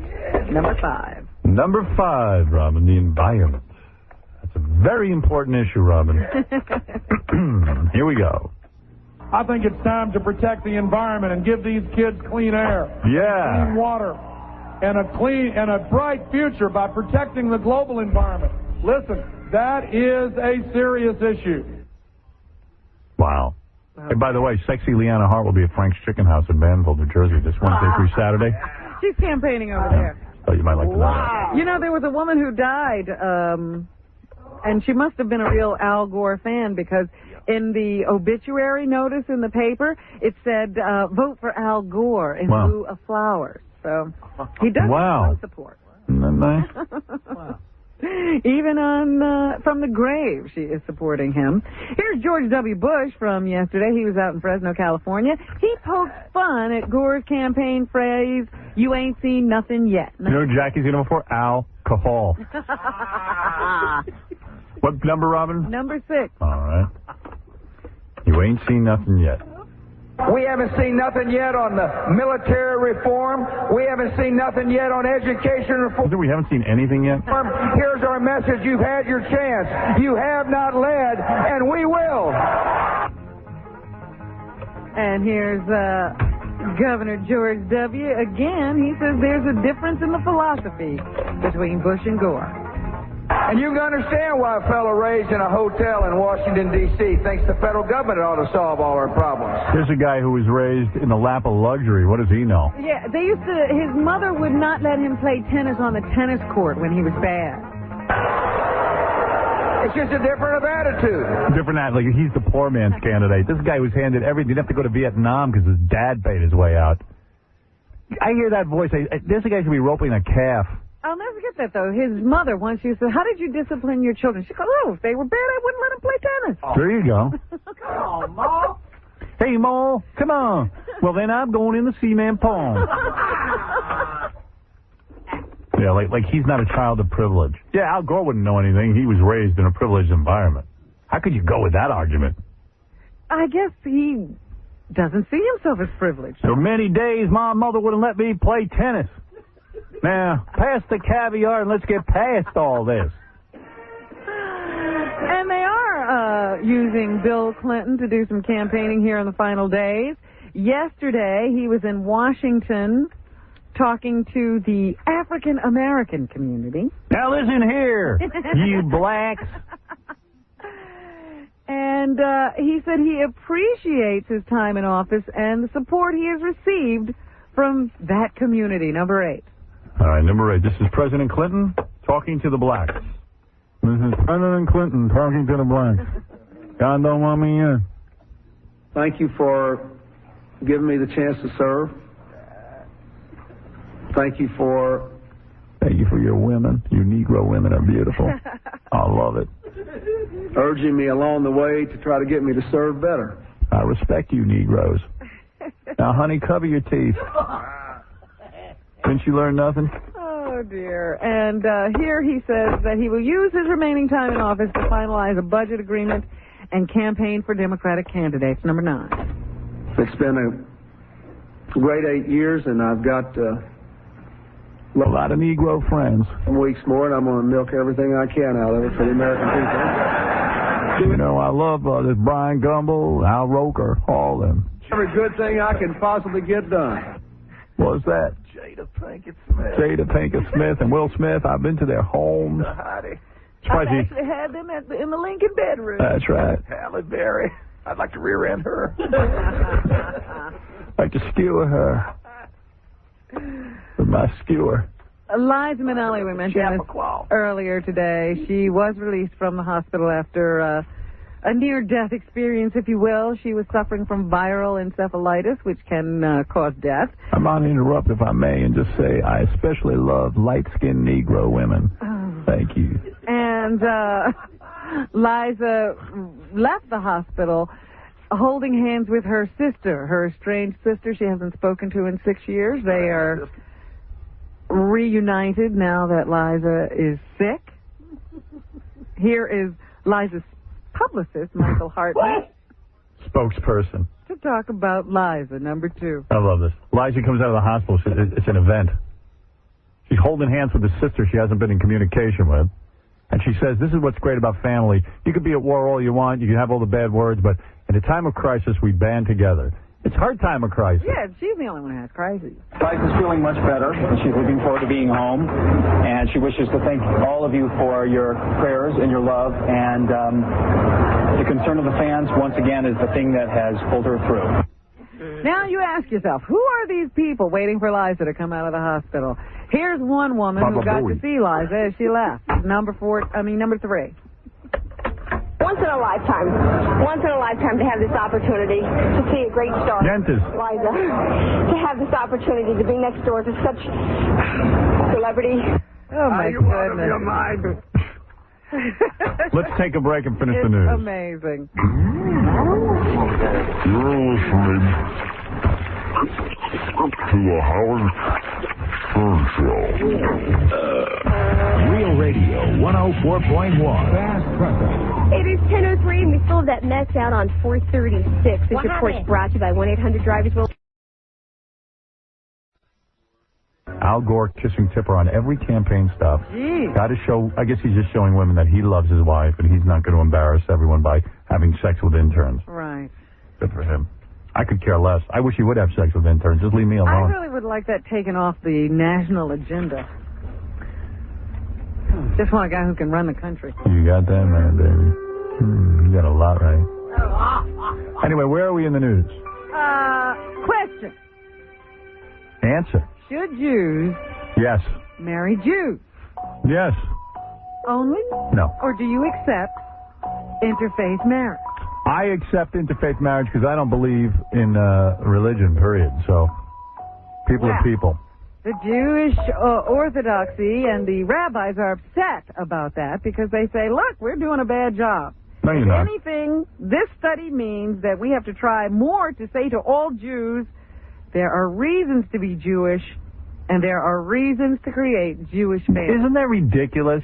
You have to marry a Jewish person? In this day and age, who cares? Did they have this thing, well, what if then all of Judaism will go away? And it's like, so what? So what if it went away? Who cares? What does it mean if no one's Jewish anymore? What? Someone told me that I killed my wife because I married her and she's Jewish. You killed her? Yeah, it's like I killed her off. Well, you killed her for other reasons. Yeah, I agree with the That smelly ass of yours. You're not Jewish. You know. It's so ridiculous stuff. Well, in your case, it is. She should have married a Yid. All right, go ahead, Robin, please. Yeah, it says that they did a survey, and 50% of those surveyed said they had no opposition to interfaith marriage. 40% were neutral. Should Scientologists only marry Scientologists? Absolutely. The same argument. We need our Scientology. Yeah. Police. So anyway, that's... Should fat people only marry fat people? No, they shouldn't get married at all. All right. Yeah. Fair enough. And now they say Rick Lazio is pulling ahead of Hillary. Good. Every day the polls say something different. The Rickster. I might have the Rickster on. Yeah? Yeah. Good. Maybe I'll let him do a little campaign speech. I'll help him out. All right. I think he needs a little help there. A little too close. Yeah, because these undecided voters are swinging like pendulums. Yeah, we gotta get people straight. I'll give him a goose. 2 vampire cultists, including one whose bed is a cushioned coffin, tried to kill a man who wanted to break up his teenage daughter's romance with one of them. If you found one of your daughters dating a vampire, you try to break it up too. I would. I'd put a stake through his heart. Suspect Jared Fisher lives an eerie Gothic life. He has an apartment decorated on East 94th Street in Canarsie with swords and knives hanging on the wall surrounding his pine coffin bed. He has a coffin in his bed. Now, in all seriousness, What? here's a guy who obviously has a shtick, a fantasy. He and his friend who are accused of trying to kill the father, Oh. they lived a vampire lifestyle. Oh, I thought it was like a shtick. You mean they're like trying to kill people. They wanted to kill the father of the girl who didn't want him to date his daughter. They lived a vampire lifestyle, particularly at night. They wore fake porcelain teeth, dressed in Gothic gear, and decorated their walls with swords and knives. I like guys pretending to be vampires. How sad. I know, but... Well, vampires should only marry vampires. I think you're right about that. I am the vampire. And I told you the story about the L.A. police officer shooting a guy who was at a Halloween party, and he pointed a fake gun at them, and then they killed him. Right. Well, the police chief is still having to defend these police officers. Here is Chief Bernard Parks, who says the officers believe they were in danger, and the guy who actually did the shooting had to make a quick decision. Number 10. We're saying the tragedy is we've lost a life because of someone having access to what appears to be a weapon and putting an officer in a situation almost instantaneously to make a decision. Why don't they make a sequel to Interview with a Vampire? Because those books are very difficult to please. bring to the screen. Great books. In fact, Anne Rice. A new one. Anne Rice has a new one. You got a copy too? Merrick? Merrick, I just got a copy of it. Yeah. And it's about a witch. But she's being, the story is based on the information of David Talbot, who's a vampire. Yeah, the vampire. And it happened. A CNN correspondent has been shot and wounded while covering the clashes between Israelis and Palestinians. I always wonder how the reporters stay out of the mess. Hospital officials say CNN Cairo bureau chief Ben Waterman is in stable condition. The network says he and other reporters were caught in the crossfire today. So the acrimony between the two groups over there continues. Yasser Arafat is accusing Israel of destroying the peace process, and earlier today he warned that the resolve of young Palestinian activists won't be broken by Israeli helicopter raids. So the acrimony, what does that mean? The battling? The bad blood. Bad blood, yeah. I don't know how to use that word. I've never used it in my whole life. Good for you. The way you use it effortlessly. Oh, dear. A Florida woman was arrested, strip-searched, and sent to jail before authorities realized she was the wrong person. Can you imagine? She's now totally violated. Oh, come on. Police in Phoenix say they asked the sheriff's deputies in Florida to check out a burglary suspect believed to have fled Arizona. Authorities...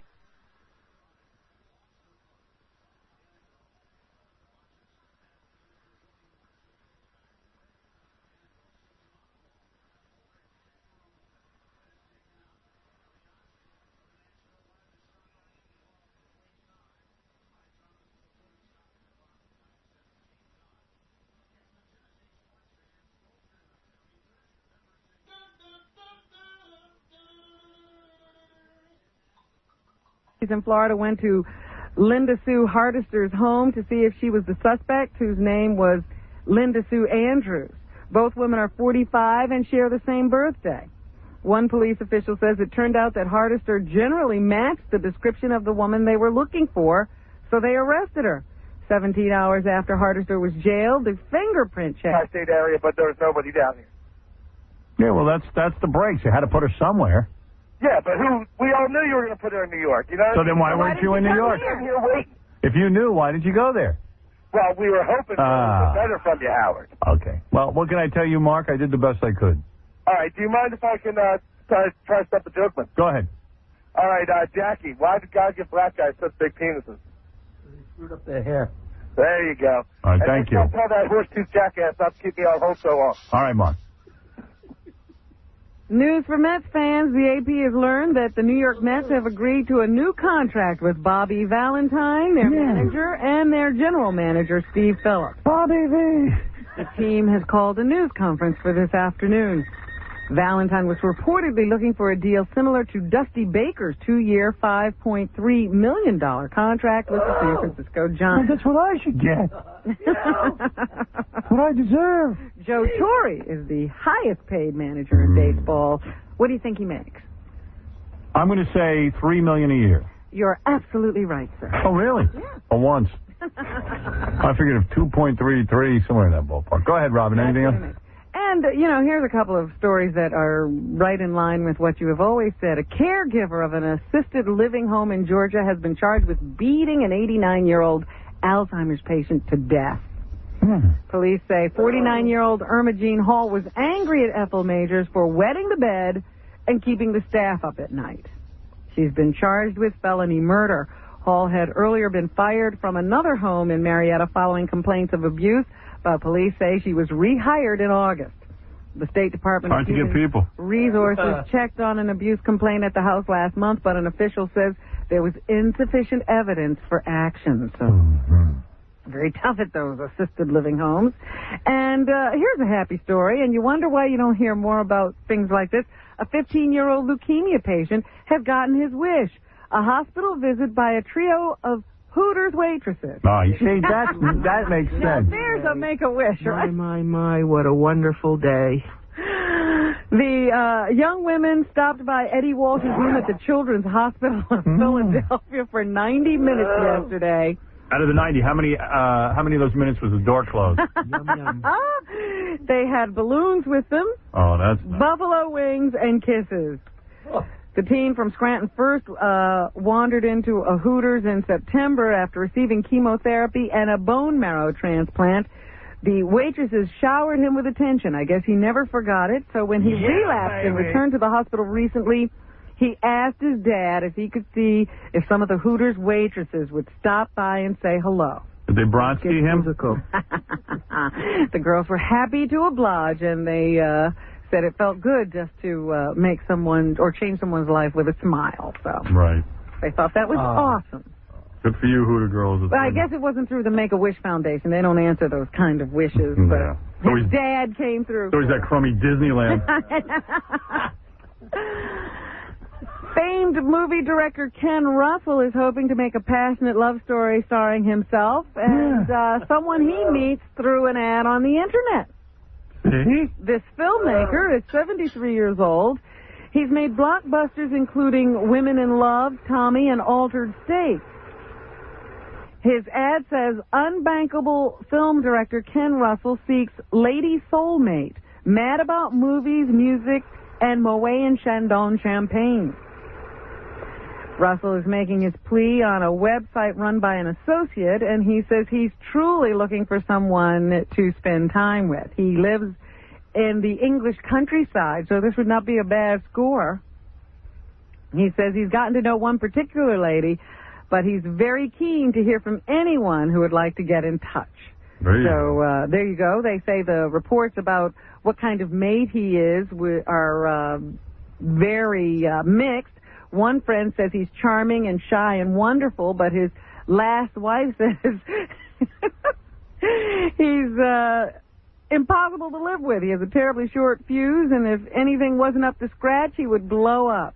Anything could spark it. So. You stupid son of a bitch, what the hell is wrong with you? Venture at your own risk, I suppose.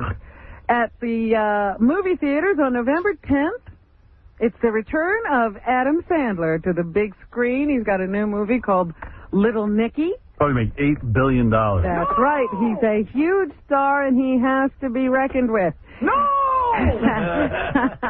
Adam Sandler, how did you come up with this idea? I was watching Angel Heart with my friend Lachlan, and I said to him, wouldn't it be good if I played the son of the devil?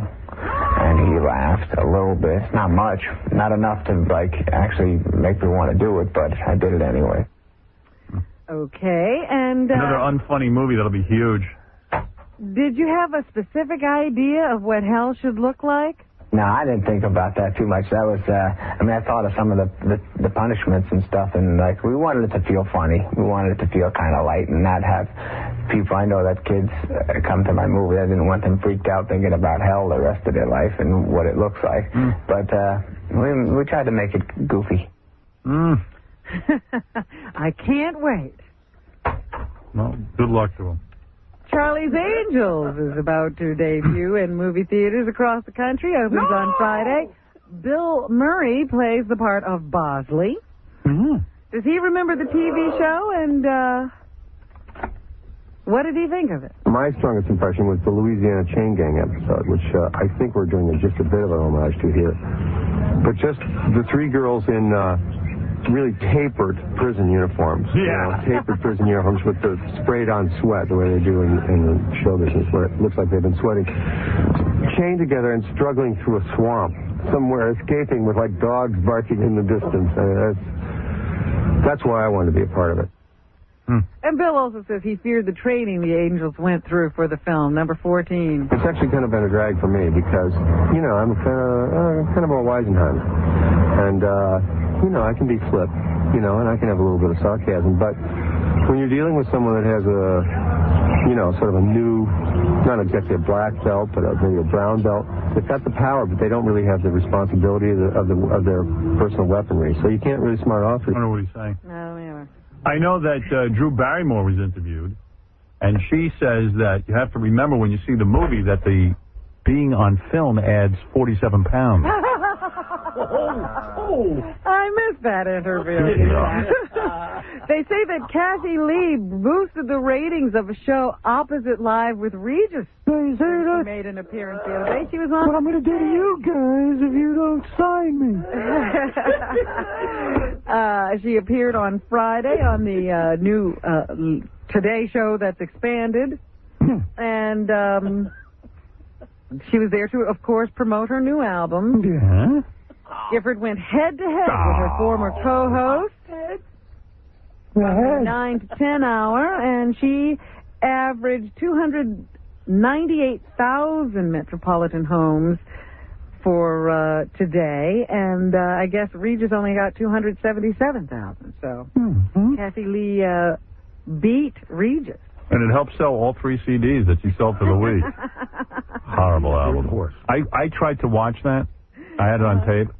It's unwatchable. You cannot sit through the Katie Couric interview of Kathy Lee. It's the same answers that, you know, her life. And then she goes out to sing these horrible songs. Oh, I would love to see And that. she's skipping and dancing around the stage. Is she singing with a band? Yeah, but it's like to a track with the band's pretending to play. In like a slinky outfit? She's in her sexy outfit, you know.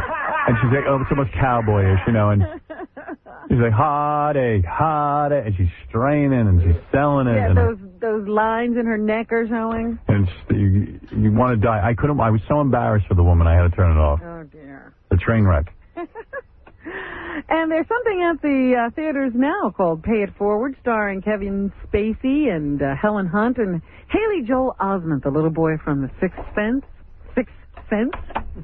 And they asked Kevin Spacey why he wanted to do this film, and he said it was because of the chance to work with Haley Joel. Haley was in it, and he was the first person cast, and I had just seen Sixth Sense recently before that, and I thought, well, if anybody can hold this movie together, it has to be someone. What's the name of the movie?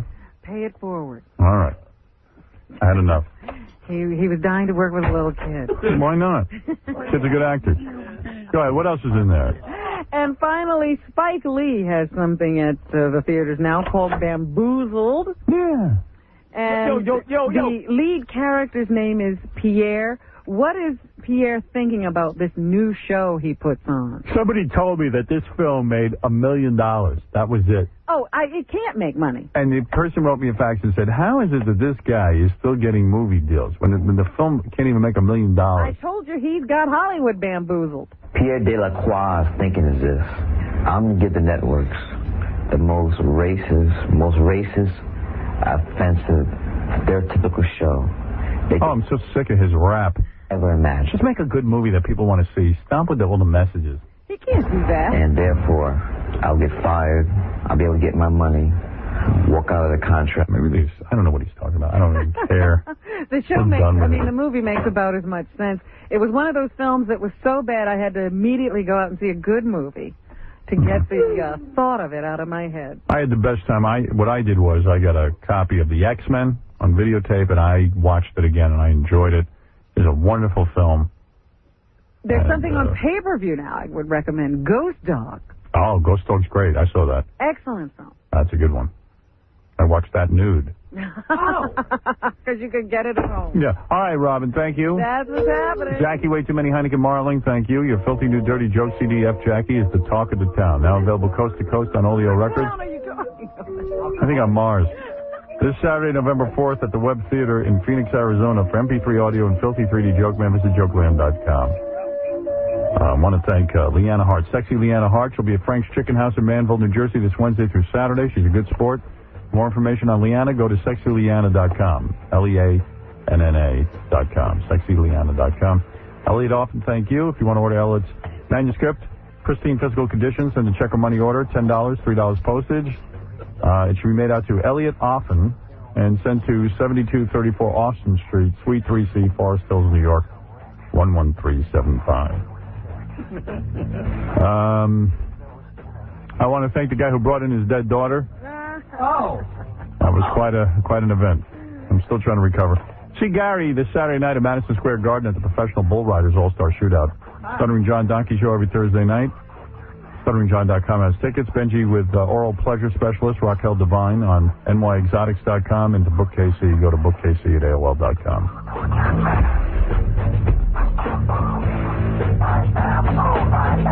The Howard Stern Show. The Monsters of the Midday. Hey, baby. What now? Time to work at the UPS union. No. Completely asinine. Because I swear I saw you checking out my package. And coming up next on Real Radio 104.1. Oh, that pretty. Hey there, 25 minutes before 11 o'clock. That's 7:35 for those of you with